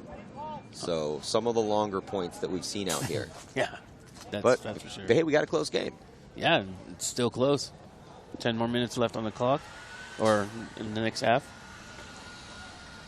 We got Purdue players wiping each other off. Well, if Purdue can replicate that last point things will look good for them in the second half because, you know, they knew that they were down on time. And so just as you see, no matter what tournament we're at, when you get down on time and you're down a couple points, those guys are going to play reckless. And they're going to play hyper-aggressive because they have to work with what they're given. So we're looking at this replay. But if Purdue can take that same strategy, load up the 50s, but have more time to work with, so be, you know, effectively work their gunfights a little bit more because you're not forcing to play reckless and aggressive, then I think they got a decent chance of trying to tie this game up, Cap. Yeah, definitely a good chance to tie this game. All right, so we're heading into halftime. We're going to be back after these messages. Number 12 in the box for a minute. I didn't think you were going to make it.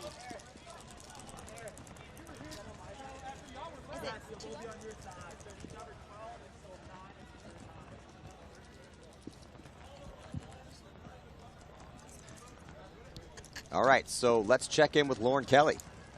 Hey guys, I'm here with Michael Zalazinski for Purdue. Now going into this second half, you guys are down 2 points. Plenty of time to come back, though, but you will be starting this first point in the second half with a body down. The person that got the penalty wasn't able to make it to the box in time, so he will be serving a minute. What is the best strategy for you guys when you're starting on the break with a body down? For us, usually we try to hold back, but I think we need to push it this time. They're pretty good at holding their lanes, shooting their guns, so I think we need to pretty much roll our guns and run up the field on them. That's what seems to be working, so. That's what we're going to try to do. All right, we'll see if they can get some points here on the board. Stay tuned for the second half after this commercial.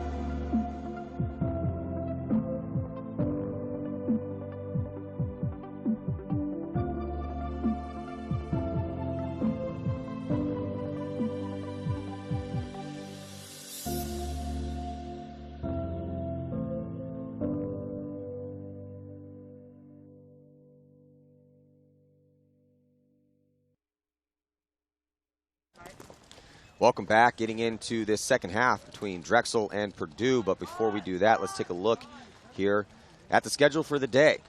So you can see there the big win for Central Florida Knights over Michigan State, and then a big win for the Pirates over the Clemson Tigers. And after this match, the Florida Atlantic Owls will be taking on the UConn Huskies. And then we'll have the Texas A&M Aggies going to be taking on the UFC Knights. Can't wait to see that one. Then Temple will be playing East Carolina Pirates. And then the winner of this match will take on Liberty. And the winner of the FAU UConn match will be taking on Penn State. So that is the day here, the NCPA Championships. Both teams to start the second half send a body up to the center 50. And playing the aggressor is Drexel coming around. But Drexel loses 2 bodies. Looks like Purdue also loses 2 bodies. And Purdue's still serving that minor penalty. Looks like just under 40 seconds left on that clock, Matt. Drexel. Catching a flag up in the air here. We got Kevin Leon making his way out to the stand-up behind Snake. Snake 1. Look for him to dive into Snake 1 here soon. We got here. It's a one-on-one, Matt, if I'm not mistaken. with both teams have penalties. Look at Purdue's going to get their player out first in under 15 seconds here. Yeah, that's going to make things a little interesting here as they're locked in a one-on-one, but Drexel has to wait for 37 seconds left, so it's going to be 2-on-1 for about 30 seconds. We'll see if Purdue can use that 30 seconds to win this high body situation. He's here. running all the way. Look at this guy. All the way to the 50 Dorito, making Kevin Leon's bunker look a lot smaller now. Well, he sized it up perfectly. Yeah. And he was able to get the shot. Yeah, so that was exactly what you needed to happen. There's 12 seconds left on the clock. They need it up. 9, 7. Oh. Nice work by Purdue. The player in the penalty box comes, it's Smith. He comes all the way out of the box, knows it's a one-on-one, knows that the other team's going to get their guy out in 30 seconds, so he knows he doesn't have much time to work with. Runs all the way on the sprint, doesn't stop, goes all the way to the 50-yard line on the D side, gets the shot on the back Kevin Leon, and then was able to get the flag running in. And now that the penalty will burn off for Drexel, so both teams, because it was minor. Okay. So both teams will start at full strength, but well executed here to make this a one-point game. Definitely. The much-needed point to definitely bring it a lot closer than, you know. Heads-up play right there. Yeah, real good play. Check out a replay here. So this was that chaos in the center. Both teams had sent a body up to that 50, but both teams lost 2 players essentially at the start of this point. It's kind of a bloodbath point. Both teams with penalties, but just Purdue with Smith and that heads-up play was the difference. Definitely was a really nice heads-up play. He knew how much time was left on the clock and just sprinted, like you said, got on his horse all the way to Dorito 50, making Kevin Leon's bunker a lot smaller than it was. Well, I just like seeing that because, you know, when you were talking earlier about the difference between high-level divisional paintball or high-level college paintball and, say, the professionals, and the difference is the paintball IQ. The difference is the timing. The gaps are so small at that level. But I love seeing when a guy makes a play like that because that tells me he's using his brain, man. He put the situation together in his head. He knew what he wanted to do before he even got out of the box. He didn't come out of the box and then try to figure it out. No, he was sitting in there, utilizing his time, going, okay, I got a moment to think about this. Let me watch this play develop. And that is one of those things about the penalty box. I mean, it's just a net. So you can see the play develop, and then when you come out, have that positive impact on the game. It was just heads-up play by Purdue. 1-point match right now, 8:33 to go, and on the start, a little bit more aggressive for Purdue in this point as they are pushing up to the center 50. A conservative guns-up game plan here for Drexel. Drexel's been playing real conservative this match, and it looks like they've been doubling up that tower in the back. I don't know if it's producing any eliminations on the snake side. I haven't seen any yet, but they continue to double that up, Matt. Looks like Purdue's wall player trying to point out where Drexel players are. Drexel spread across on the gray area, looks like. So Drexel, both teams still doubling up that back center, but more ground taken for Purdue. It's still 5-on-5. Both teams content to sit in their bunkers and roll their guns, shooting towards the lanes. And the first body to drop is for Drexel, back corner bunker on the D side. Oh, Purdue making a move out to snake, the tower snake, and just getting blipped as he's going in. Continue trying to filter into the snake here. Looks like we're still evened up out of 4-4 now. Purdue, I would say, looks a little bit more in control at this point with that player up at the wall. Well, interesting that both teams went to a very similar game plan and a very conservative game plan. Yeah. More so for Drexel than Purdue, as Purdue did take the center 50. There's nothing conservative about that. But neither team wanting to really push the snake at all. Drexel is now threatening on the snake side. They do have a player at the insert bunker, and by his body language, it does look like he is thinking about making a move to snake one. However, player for Purdue is watching that lane, so he's got to be real careful. And there goes a move from out of the back, stand up into the mini wall on the D side, and then they make another small move to the back corner bunker D side for Drexel. Looks like Drexel hoping to make their way either into Dorito 3 or the stand-up wall in the center with that mini wall move. Drexel player getting into the D1. Drexel trying to filter players out now, doing a good job of that. Looks like a Purdue player at the mini wall in the back is having gun issues back there. Looks like he's filling with his gun. Got to back up now, trying to keep Kevin Leong out of the snake here. Purdue player in the center wall doing a good job going back and forth, listening to his team, trying to find the angle, trying to keep them from filtering through the Doritos. Look for a move from the mini wall right here and getting, oh no. The mini wall looking to battle the big wall here. Purdue filtering out to the snake side. Another really long point, Catfish. Yeah. This is a close game.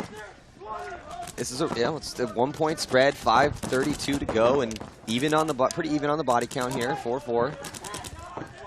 And no team wanting to give anything up right now. Yeah, well, this is that situation because it's so close. No guy wants to be the guy that makes the mistake, which gives it to the other team.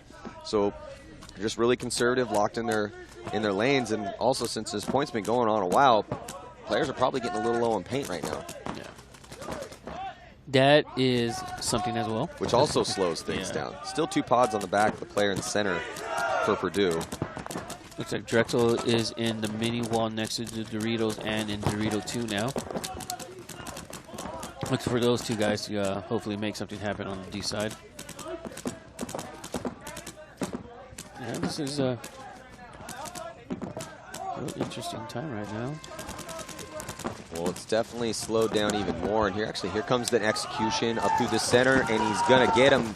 No, shoots that player, then switches to the D side. So nice work by Clement for Drexel to keep this lead. Under 4 to play.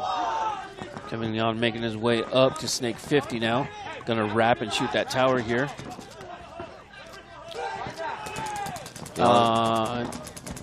And missing his shot. He's going to make it into their snake 2. Kevin Leon. D side of the field. I think that's the guy that might have got the last kill. Regardless, really smart, calm, collected point for Drexel. They preserve their lead. They burn a ton of time off the clock.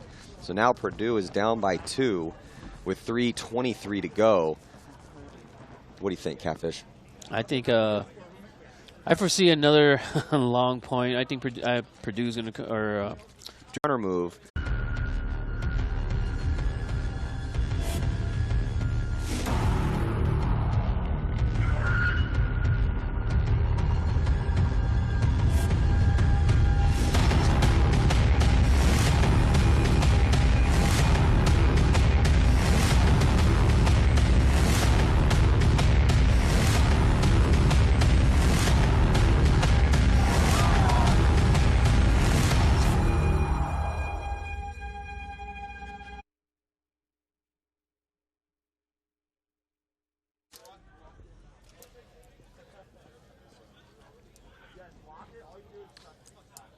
So, quite the puzzle here for Purdue, trying to figure out Drexel. Drexel not doing anything crazy, putting relatively conservative game plans together, but Purdue not able to really produce much once they get up the field, and that's kind of been the story of this whole game.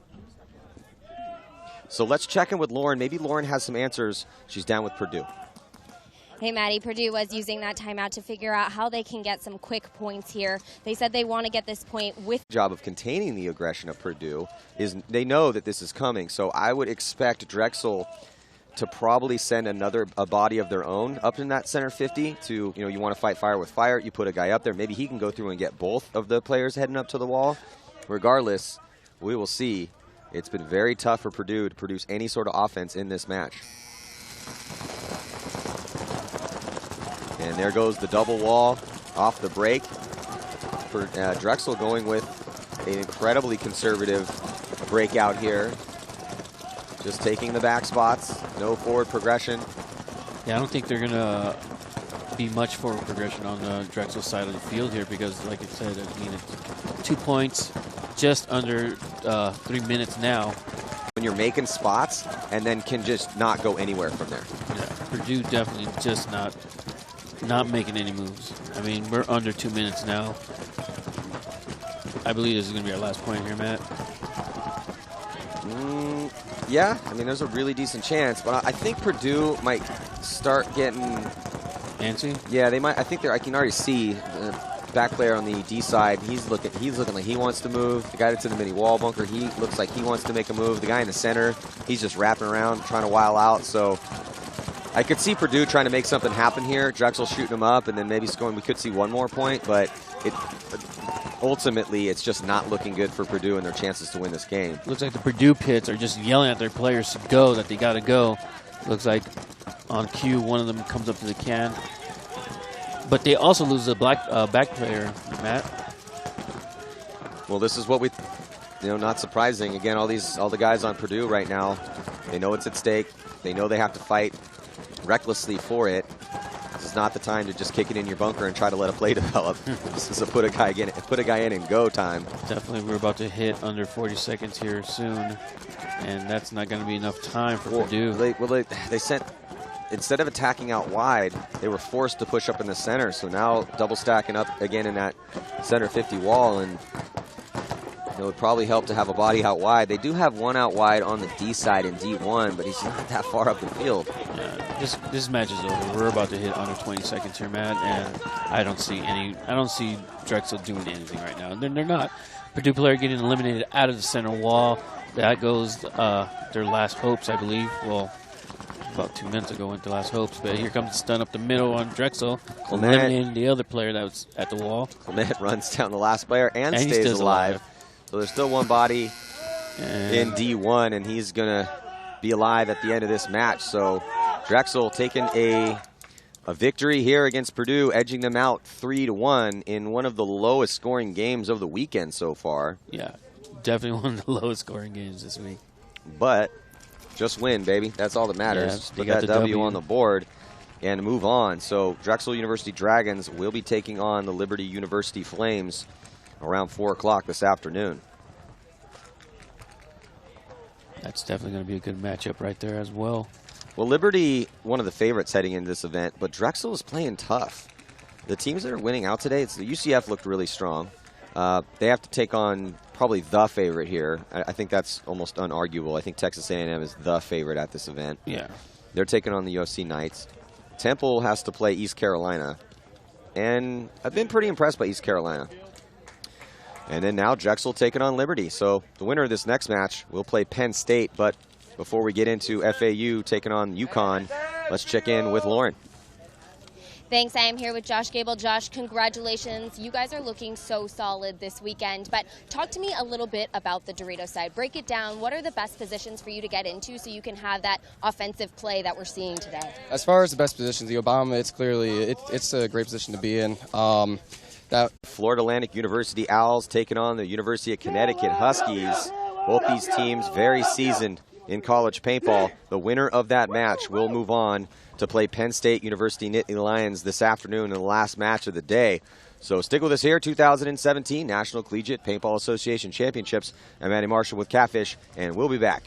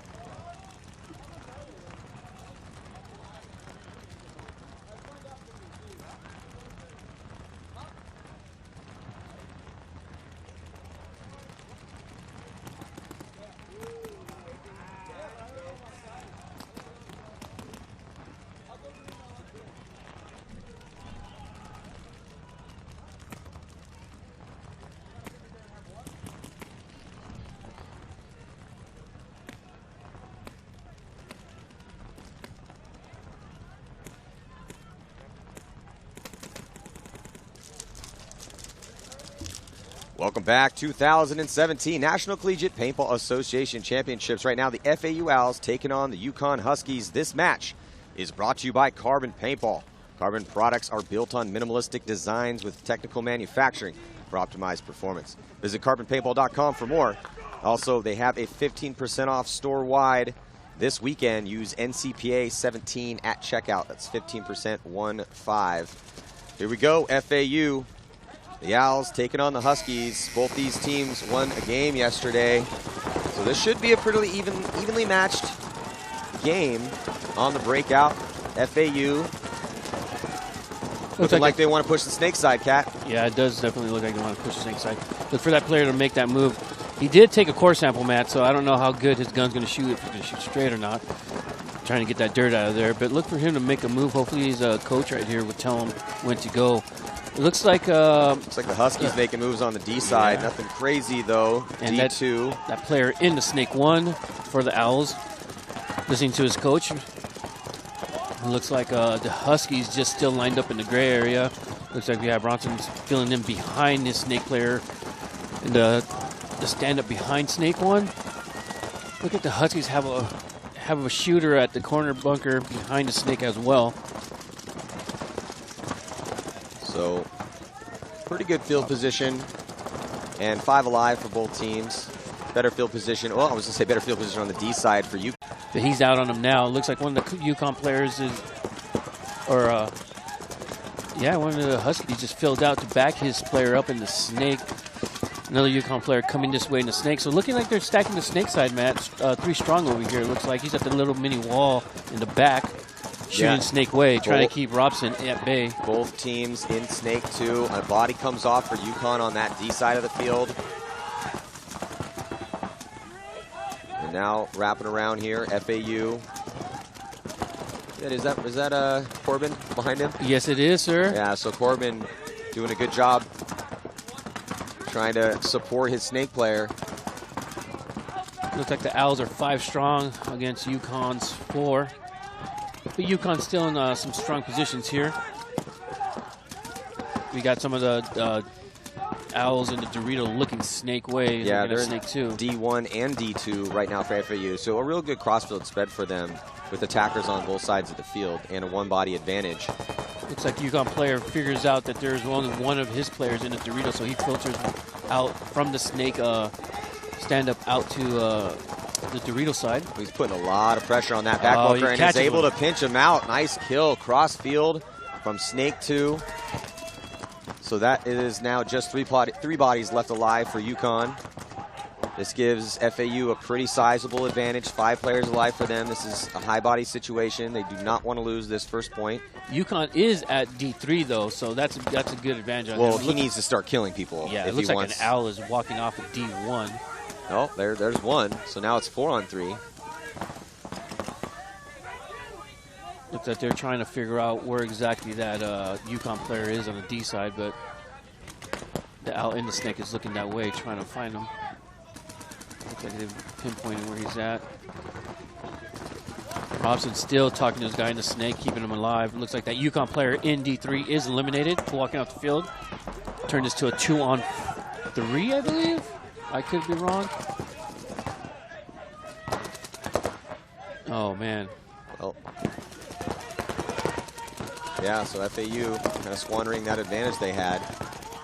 UConn hanging tight. Yeah, and you can hear the Snake 2 player is very angry. Yeah. Well, he's screaming, go, go, go, but I don't think he understands the count. It's 3-on-3 or 2-on-3? Yeah, 2-on-3. So 2-on-3. Yeah. Well, he's trying to get his D side to push up, but a lot of the bucks have died off the D side. Yeah. FAU now making a move as we have a bunker malfunction, and he's going to be eliminated. So, and that is going to do it. So UConn was hanging tough. Yeah. Faria in here just got a bad break with the bunker falling over, but he was the last player left alive. FAU almost squandered a 5-on-3 situation, losing a couple. Even though they were down, they only had 3 bodies, but they won a couple gunfights to get it close. But it's not enough.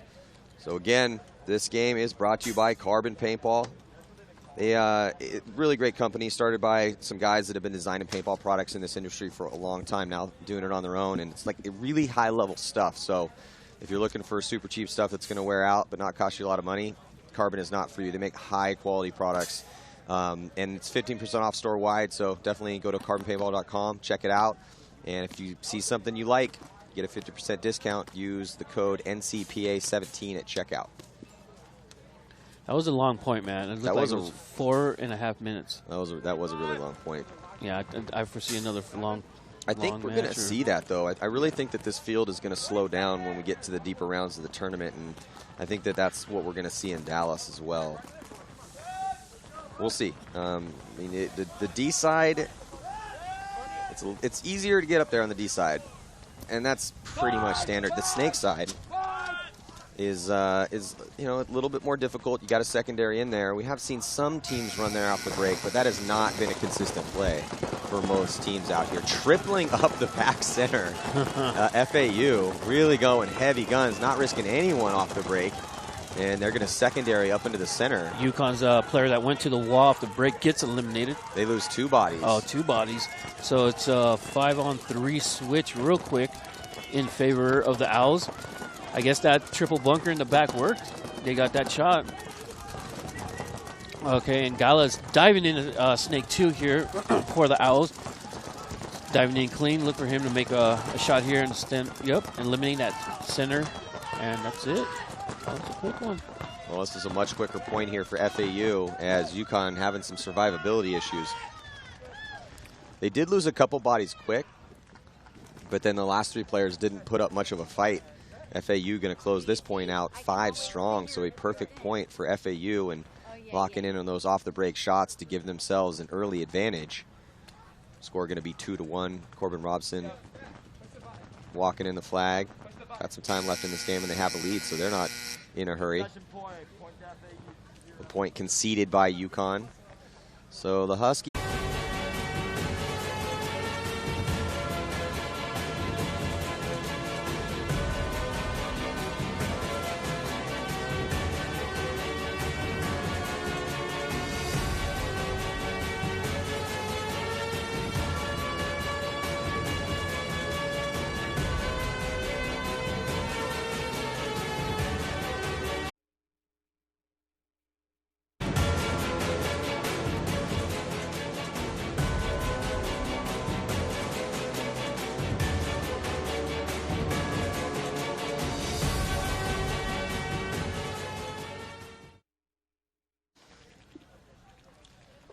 Welcome back. Still in the first half of this game.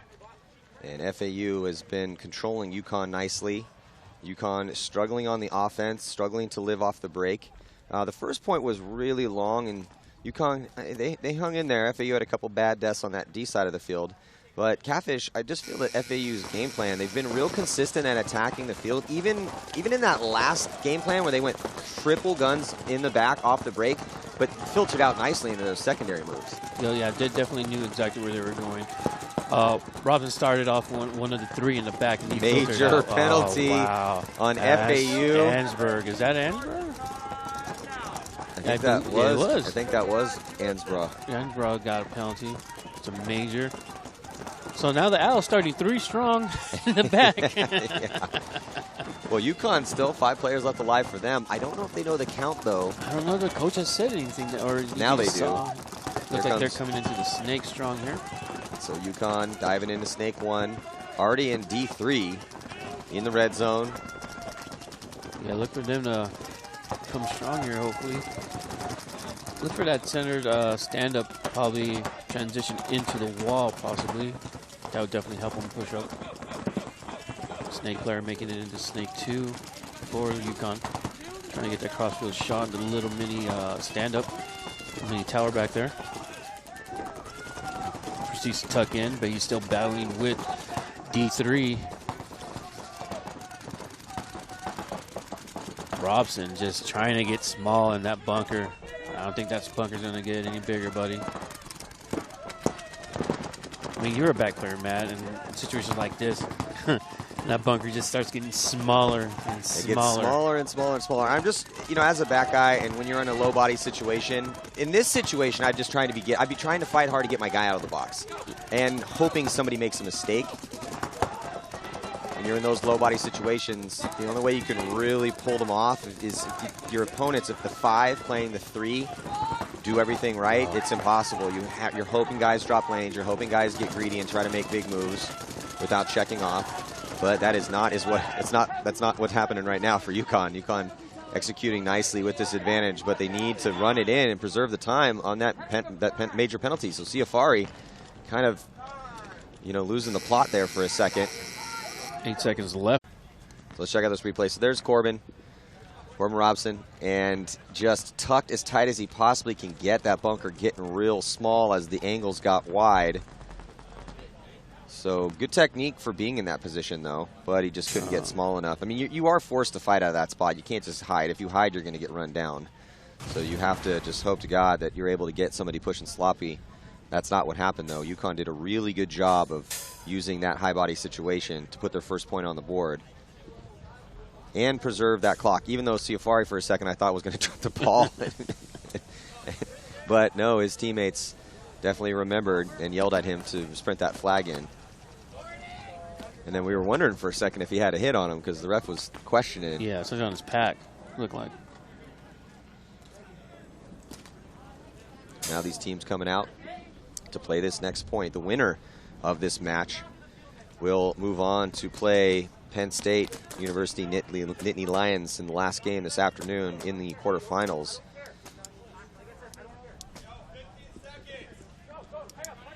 Oh, only 15 seconds before the start of this point, and UConn having to have their guys run out to get set. But they have 5. They're good to go. We've definitely seen a lot of that this weekend. Guys barely getting out in time or not getting out in time. Yeah, definitely. Looks like we have the Owls going too strong on the tower. Oh, 2 UConn players being destroyed off the Dorito side. So it looks like the Owls have blown the Dorito side open for themselves. Owl player going to the 50 Dorito. Looks like he just walked straight in there, as well as the Snake player that just came into Snake 50 as Gala. Oh man, this is penalty in, and they're just gonna take a point here. It looks like a minute 40 at this time. Oh, Gala just getting sloppy, backing off and getting caught, trying to shoot that Dorito player from UConn out. But more bodies dropping for UConn. So UConn survivability again an issue for them. FAU also losing some bodies. I think it's a 2-on-1 right now, and that last player from UConn getting shot out of the back corner bunker here on the Snake side. So another point for UConn. A minute and, well, let's see, he's walking pretty slow. We haven't seen UConn concede the point yet, so I'm wondering how much time is going to be left. There is the point concession. So a minute and 8 seconds left here in this first half. The score, 3-1.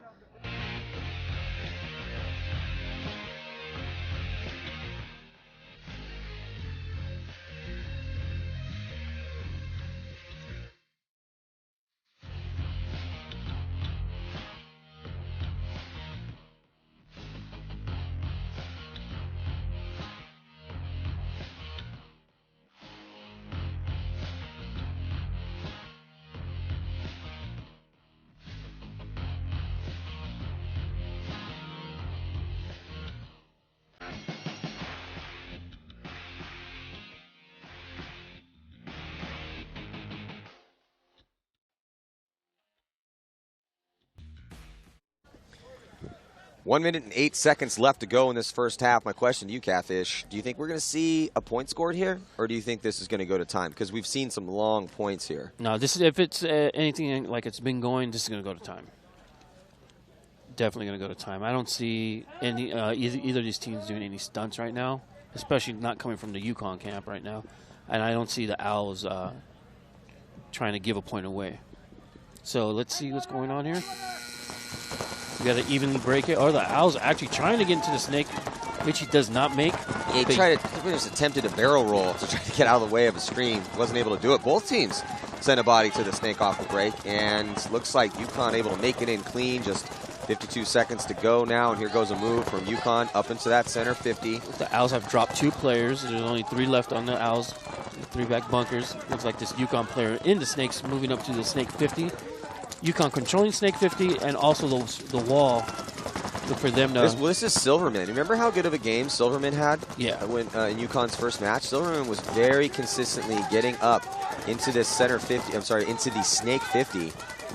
Just very slow and methodical over here. And then now pushing aggressive because they don't have much time left. Just 19 seconds left to go. He loses his buddy behind him. And that was Ciofari catching one of the goggles. And just 10 seconds. Unless Silverman can get a couple shots right now. Silverman's pushing into it. Oh, and then Silverman gets double dose of paint on his lenses. UConn attempting to try to win this point as time expires. Playing the aggressor here.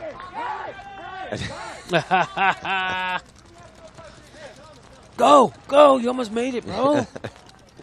So Thomas not hearing the buzzer sound and then had to get yelled at by his teammates that, nope, sorry, we don't have any time left.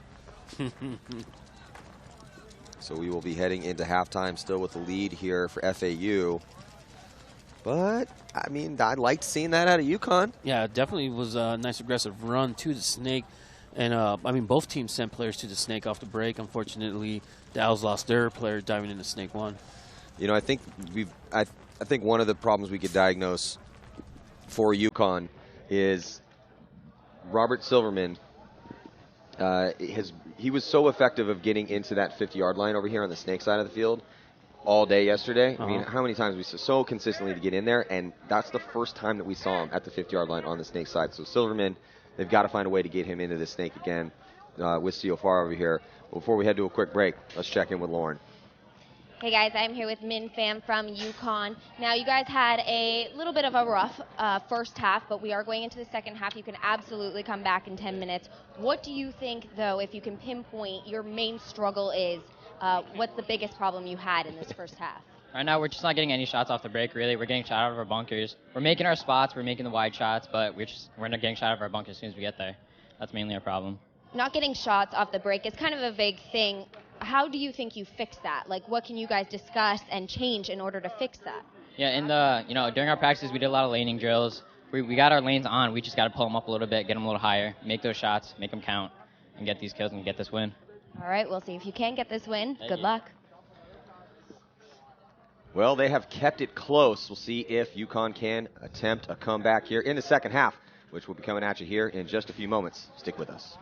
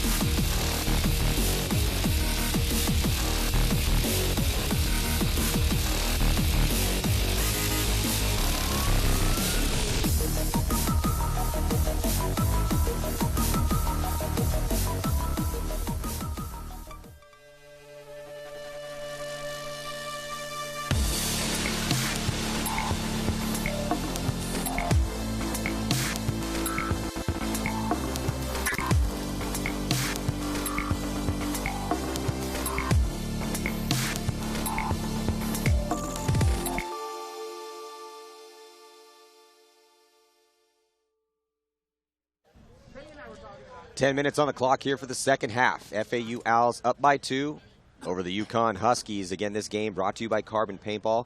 Big shout out to one of our sponsors here, and they are having a 15% discount.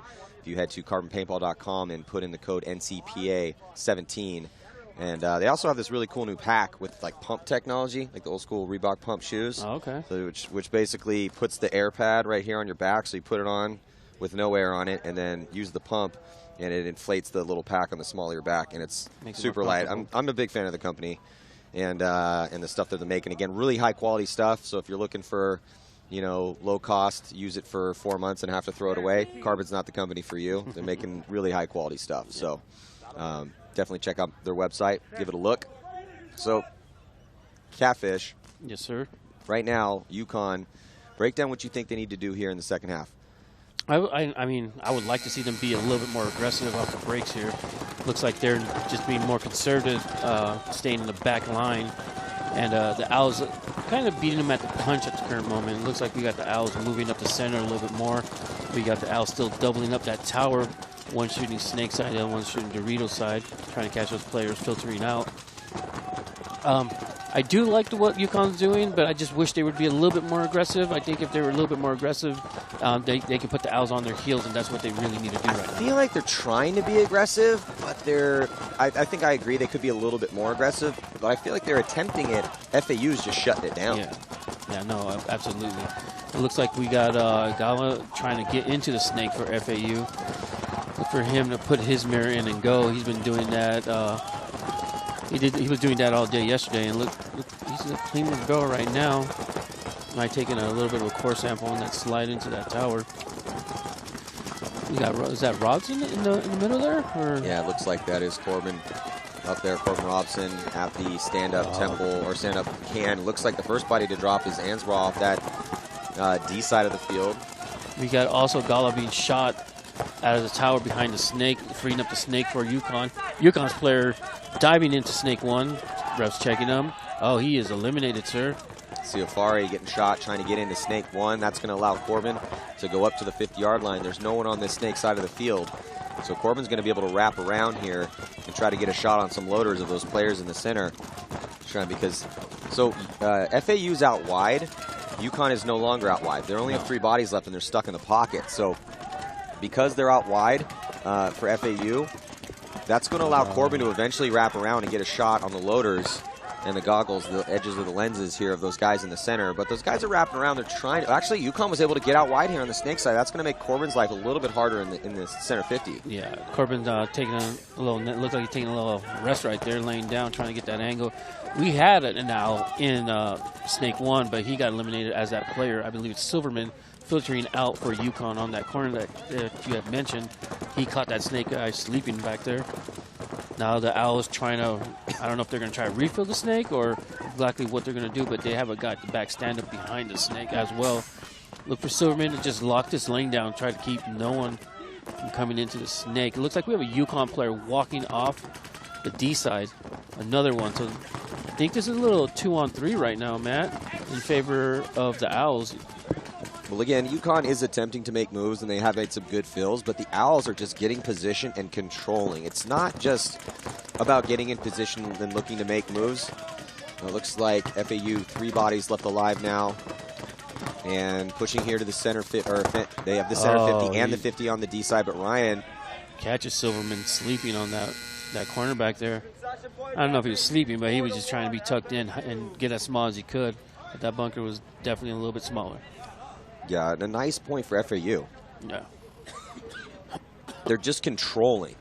They're getting to their spots. They understand they have a couple-point lead, and so they're just letting the game develop a little bit, but controlling the lane. So when UConn is attempting to make those moves, if they're not getting shot out and they get in that bunker, then they get stuck in that bunker trying to figure out what to do next. And also the survivability for FAU, they're losing some bodies too, but UConn's losing more bodies, so they're just winning that war of attrition. I think it looks like FAU is starting to figure out that UConn's giving them more ground than they should, so they're being a little bit more aggressive off the break. We saw Robson come into that stand-up can behind the W, and that was the furthest person that had taken off from either side. Mm-hmm. And UConn just content taking the back bunkers, and I don't think that's going to help them out. Yeah, I do agree that, again, they're just having hard times getting out into the guns of FAU off the break, but right now, with a 3-point lead and a little under 7 minutes to go, this is the point for UConn. UConn needs to put a point on the board. They really can't give away any more points. They need to start their comeback right now. So you can see here FAU making moves into the snake. And then there goes that good fill. So that was a nice fill and well-timed, because as soon as catches him coming trying around. So he runs out, but he did it exactly when the FAU player makes this move in the snake and that lane gets dropped, Silverman sees that move, and this was then as the point had developed. Silverman, the last player left alive over here on the snake side of the field. But it was a good fill. Yeah, definitely a good fill. It was a good timely fill, just like you had mentioned. As soon as he saw the snake guy go, he was like, hey, man, I can't shoot him. He's already too late. But might as well go. Totally. Big problem, though. When we saw UConn yesterday in their win, where was Silverman? 50-yard line on the snake side. Now we're watching them potentially take a loss here and down by 3 with 7 minutes to go. And where's Silverman? Stuck in the back corner bunker. So a tale of 2 different games here. And so this is it for UConn. I mean, they need to get this point right here to stay in this match. I think UConn might, I don't know, they need to come out aggressive. Like how we said. They absolutely have to come out aggressive. They don't have much time to dilly-dally here. 7 minutes to go, down by 3, and FAU playing tough and really watching those zones. It's going to be hard for them. So we're going to be right back. See you in a second.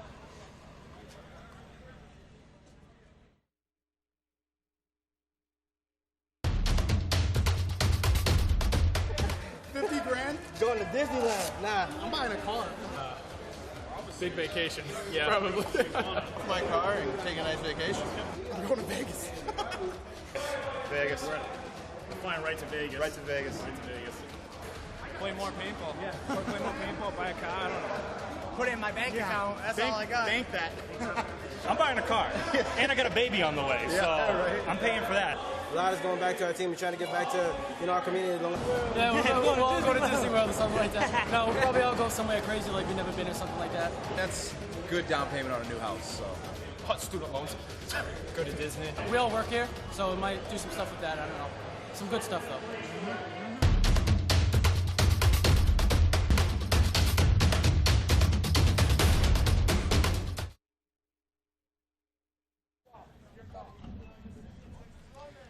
Welcome back here. Again, this game brought to you by Carbon Paintball. Check out carbonpaintball.com and get 15% off. That's 15% store-wide. Use NCPA 17 at checkout. So, FAU in the driver's seat right now, up by 3.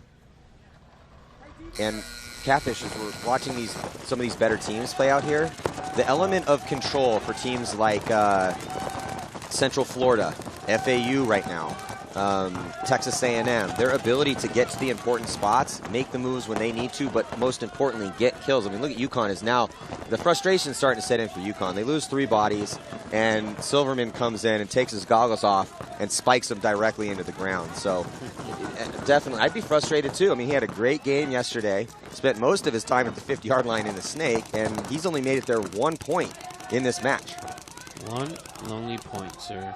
It looks like the Owls are definitely in control of this point right here. Looks like we're 4-on-2. The Owls did lose Robson going into the snake. Looks like a UConn player, Comfy, rolling out to the snake side, trying to spread the field for his team. We also have an Owl coming up to the snake 50. They also control the wall 50 as well as Dorito 3. Yeah, Luton's in the 50-yard line here. Oh, that's it. Snake, yeah, and this is UConn is.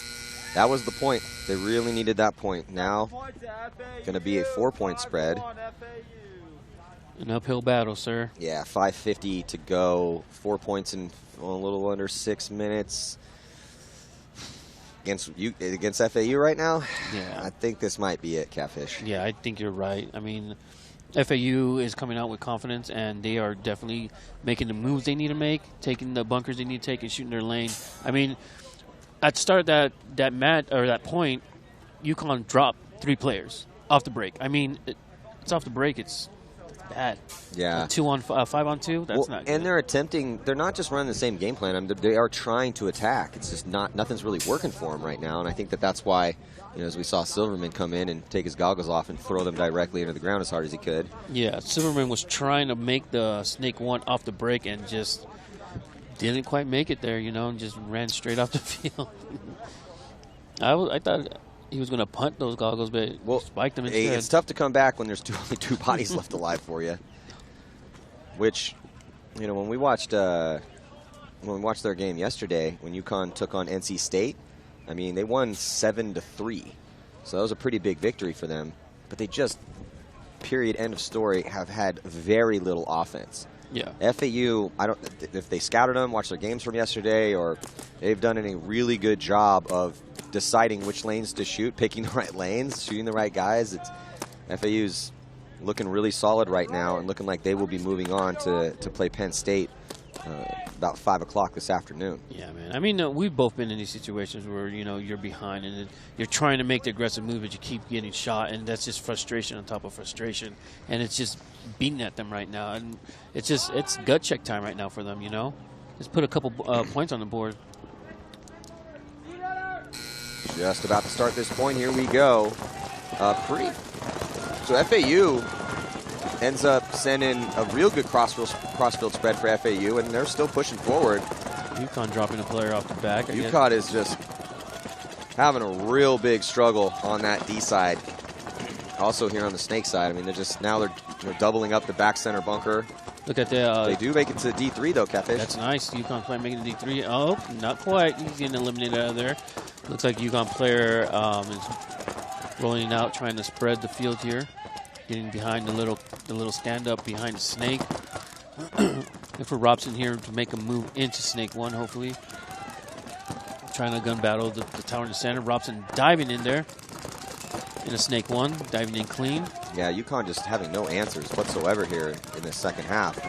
The points were pretty close in the first half, but FAU, it's just been all FAU here, second half of this match. It's now a 5-on-2 match, 5 strong for the Owls. 2 players on UConn, 1 in the back stand. Ryan. So Ryan in the center for FAU, he got up to that center 50. So nonchalant and casual in there. He went and had his gun just completely down by his side.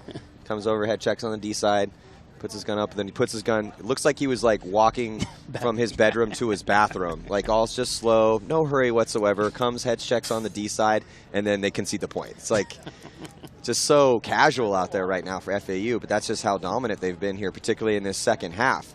Again, this game brought to you by Carbon Paintball. Check out carbonpaintball.com. 15% off store-wide. Use the code NCPA 17 at checkout. Get 15% off everything on their website. Yeah, this pack's real nice, man. Once you take the pods out, it collapses, so you won't get shot, you know, on your pack from hanging out in the bunkers. That's real nice. Yeah, they do good work. And, you know, new company just coming out with their stuff this year. It's good to see new blood coming into paintball. Definitely. So let's check out. We're down in the pits with Lauren Kelly here with UConn. Thanks, Maddie. I don't know if we're going to see UConn get any more points on this board. There's a lot of confusion and frustration in the pits. All of the players have been coming off the field saying, what are we going to do different? How are we going to get points? And they don't seem to have any answers for FAU. So it's a little rough down here for them. Well, that's what it's looking like on the field, too. Not only in the pits. Not a lot of answers. Well, it's tough because if you start your game plan, okay, I'm going to run out the corner bunker on the snake side, get shot off the break. All right, well, that didn't work. Let's run it again. Nope, still didn't work. Okay, let's go heavy guns. Oh, that also didn't work. Just nothing is working for them right now. And then the D side too, Catfish. The D side's struggling. Yeah, they're definitely. It's FAU right now is another example. Like UFC. What am I trying to say here? The Knights. Use your words. The Knights of Florida. How they're just shooting their lanes. Central Florida. Picking their shots. That's what the Owls are doing right now. You're right. The Owls do look. Their game right now is very similar to what UCF is bringing to the table as well. So I think UCF was just a little bit more aggressive. Look, UConn player going in the snake 1, finally being aggressive, but he gets shot from the pack. Looks like UConn trying to be a little bit more aggressive here, going to the can behind the Dorito side. I think UConn's they are definitely aggressive. They are trying to make moves, but there's nothing. There hasn't been one move really that's worked for them in this second half. Obviously, that's why the score is 6-1. Ansberg making it out to the Dorito side, a little tempo on the corner. Trying to keep them at bay. It's a 2-on-4 right now, in 2-on-3 now in UConn's favor. Looks like UConn got a player at the 50 wall. UConn player making it into the snake now, going to snake 1, straight to snake 2, possibly going into snake 50. Nope, he'll stop at snake 2. He needs to wrap and try to get a shot on Ansberg, which he does. Ansberg, nope. Ansberg's, no, yeah, he's eliminated. Gives him a little extra for not getting off the field. We got one Owl player in the mini wall in the back. So yeah, little chink in the armor here for FAU, but UConn losing that body in the center. 1-on-2, heavily favored for UConn, but with 3 minutes left on the clock here. Well, the coach for Stack, alumni coaching, came back to coach here for UConn, is screaming at his D player, hey, let's go, get this going. Oh, Gala being eliminated finally out of that little mini wall. UConn running this point in, putting another one up on the board. Hopefully making it 6-2 if it's a clean hang. So now a 4-point spread with 2 minutes and 46 seconds left to go. He's being checked real thirsty. They're looking at that pack. He might have got hit. There's another meeting of the minds over there. So while the refs penalty! Minor You were penalty. hit, sir. A bunch of flags being thrown. So just when UConn finally thought that they were going to get a point on the board, another one. It's been a disastrous game for UConn. I feel bad for them. Yeah. So let's look at the schedule here and the games coming at you this afternoon. So right now, FAU, if you're just joining us, has been rather dominant against UConn in this, particularly in the second half. It was, excuse me, closer in the first half. And then we will have a lunch break. After that, Texas A&M will be taking on the UCF Knights. So I think that game right there, the UCF Knights and the Texas A&M Aggies in the quarterfinals, Catfish, that might be the two biggest favorites here at this event. I mean, I'm not taking anything away from the rest of the guys playing this afternoon, but based on how UCF and the Texas A&M have been playing this weekend, it's kind of tough for those two teams that they are now playing each other here this early on. You wanted maybe that to be a finals game for those guys. But also Temple's going to be taking on East Carolina, Liberty taking on Drexel, and Penn State looks like they will be taking on FAU. Yeah, that match coming up after the lunch break is going to be a doozy. That's for sure. That's a finals match, like you said, Well, we haven't. So Liberty lost a pretty close game against Texas A&M yesterday, which tells me that that's how good Texas A&M, because Liberty came in undefeated to this one. I think the UCF Knights also beat Liberty here at this event. So, I mean, it's just tough to say. I think that the Texas A&M is the favorite, like we talked about this morning. I'd say second is the UCF Knights, and then maybe third Liberty. But who knows? I mean, Penn State, Drexel's been playing pretty good. We will see. 2 minutes and 34 seconds left to go. Doubling up that back center is FAU, just rolling those guns and trying to preserve this lead. That penalty ticking off for UConn on the dirty hang. FAU making a break for Dorito 2 and getting in there clean. Look for them to kind of go strong Dorito side, I would think. But they're stacked 3 strong on the Snake side. You got Bronson at the little can behind the wall right there on your screen. He's shooting at the back bunkers up behind the Snake, trying to catch those guys getting in there or keeping them from going in there. It looks like a UConn player is strolling off the field casually from the Dorito side. We got Ansberg on the Dorito side for the Owls trying to eliminate another player. There's another UConn player coming off, so that's a quick 2 on 5-on-2, but they get their player back. It turns into a 5-on-3. We got Bronson crawling into the wall. A minute and 37 seconds is FAU just stacking up bodies here in these front bunkers as they take the Snake and crawl, and another body coming off for UConn. So here comes another body getting up into that, but he gets taken out for FAU, and then FAU now attacking on the D side of the field, trying to take out the last player left alive for UConn. And murdered. Yeah, he got decimated over there. So that's going to be yet another point for FAU, and I'm wondering if they're going to if UConn is just going to let this time expire and take the loss, or if they want to play another point here. Oh, there's no one next to that buzzer, Matt. There's no one standing next to that buzzer. So those are the worst losses to take, where there's still like a minute 10 on the clock, but the point spread's so bad that it's fruitless to even hit the buzzer to concede another point, to play another point. I don't even think Bronson needs to hide. Oh, they did concede the point with 40 seconds Corbin left. Corbin shaking his head like, man, we really have to play another point. I'm trying to go get my ice cold Gatorade on right now. So let's check out this replay here, and this was the last player left alive, about to get run down in the corner. And as you see this angle over here, as the camera takes one, our crew out there getting us some awesome angles, and shout out to everyone in the truck here handling business for the webcast to bring you guys the stories from the college championship. And I'm really looking forward to these afternoon games, Catfish, as we're getting more closely matched games. And also, there is a donation page if you go to NCPA Paintball, NCPAPaintball.com. If you're enjoying this webcast, please help it out and support it with an easy donation on NCPAPaintball.com. Also, there's still time to register for NXL Dallas. Hit up NXLPaintball.com. You can also watch the webcast on GoSports.com. May 5th through the 7th, second event of the NXL season. And you can also play fantasy paintball now, too. Go to myfanwagon.com. And also, can't forget about Carbon, the sponsor of this match, 15% off their website.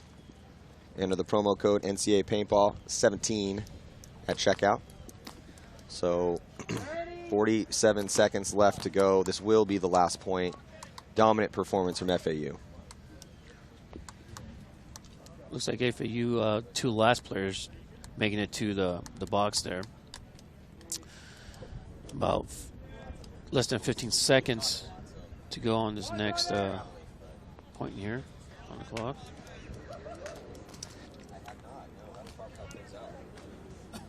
So, I wonder what UConn's going to do here. I mean, just for pride, are they going to attack? Yes, they are. Big move all the way to D3 and the center 50. And Snake 1. Oh, they're starting to shoot these owls. Yeah, FAU losing a couple bodies.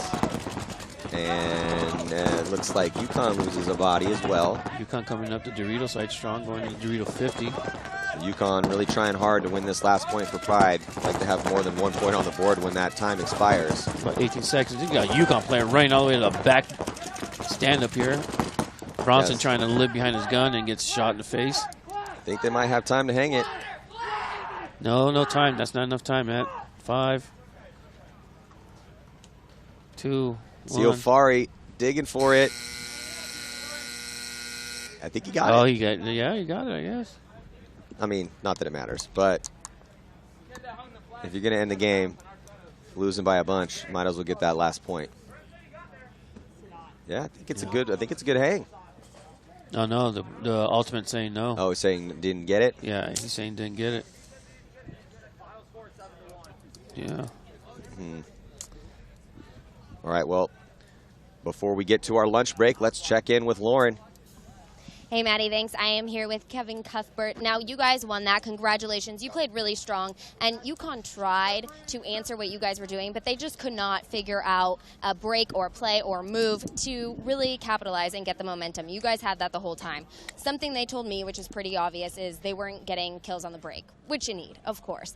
If you're in their shoes and you're not getting kills on the break, is there anything you can do to change that, really? Really just like sticking in your bunker, playing by your gun skills. Hopefully, play more methodical paintball than your opponent, and hopefully shoot them out of your bunker or shoot them out of their bunker before they shoot you. Well, that's what you guys did. So congratulations. Great job on that win. Back to you, Maddie. Thanks, Lauren. And yeah, big congratulations to FAU. The game was close to start out with, but Florida Atlantic just not letting UConn do anything, especially in that second half. So FAU will move on to take on Penn State this afternoon, 5 o'clock. But we're going to take a short lunch break. We'll be back with 2 o'clock Eastern time with Texas A&M University Aggies taking on the UCF Knights. And that is the battle of, I feel, the top two teams here. We'll see how things go down in that matchup. So stick with us here. 2017 National Collegiate Paintball Association Championships. See you in just a bit.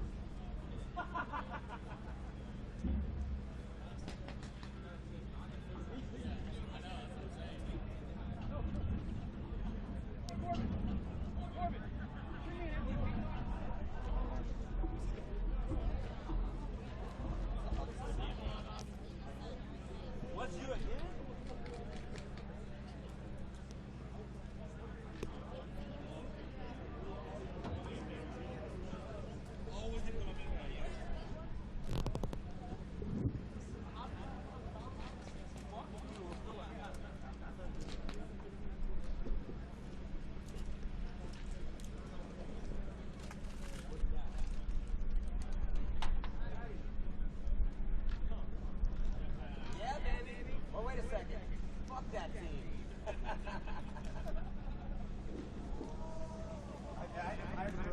It's so natural for me to be like, yeah, go Chargers. And I'm like, oh, wait a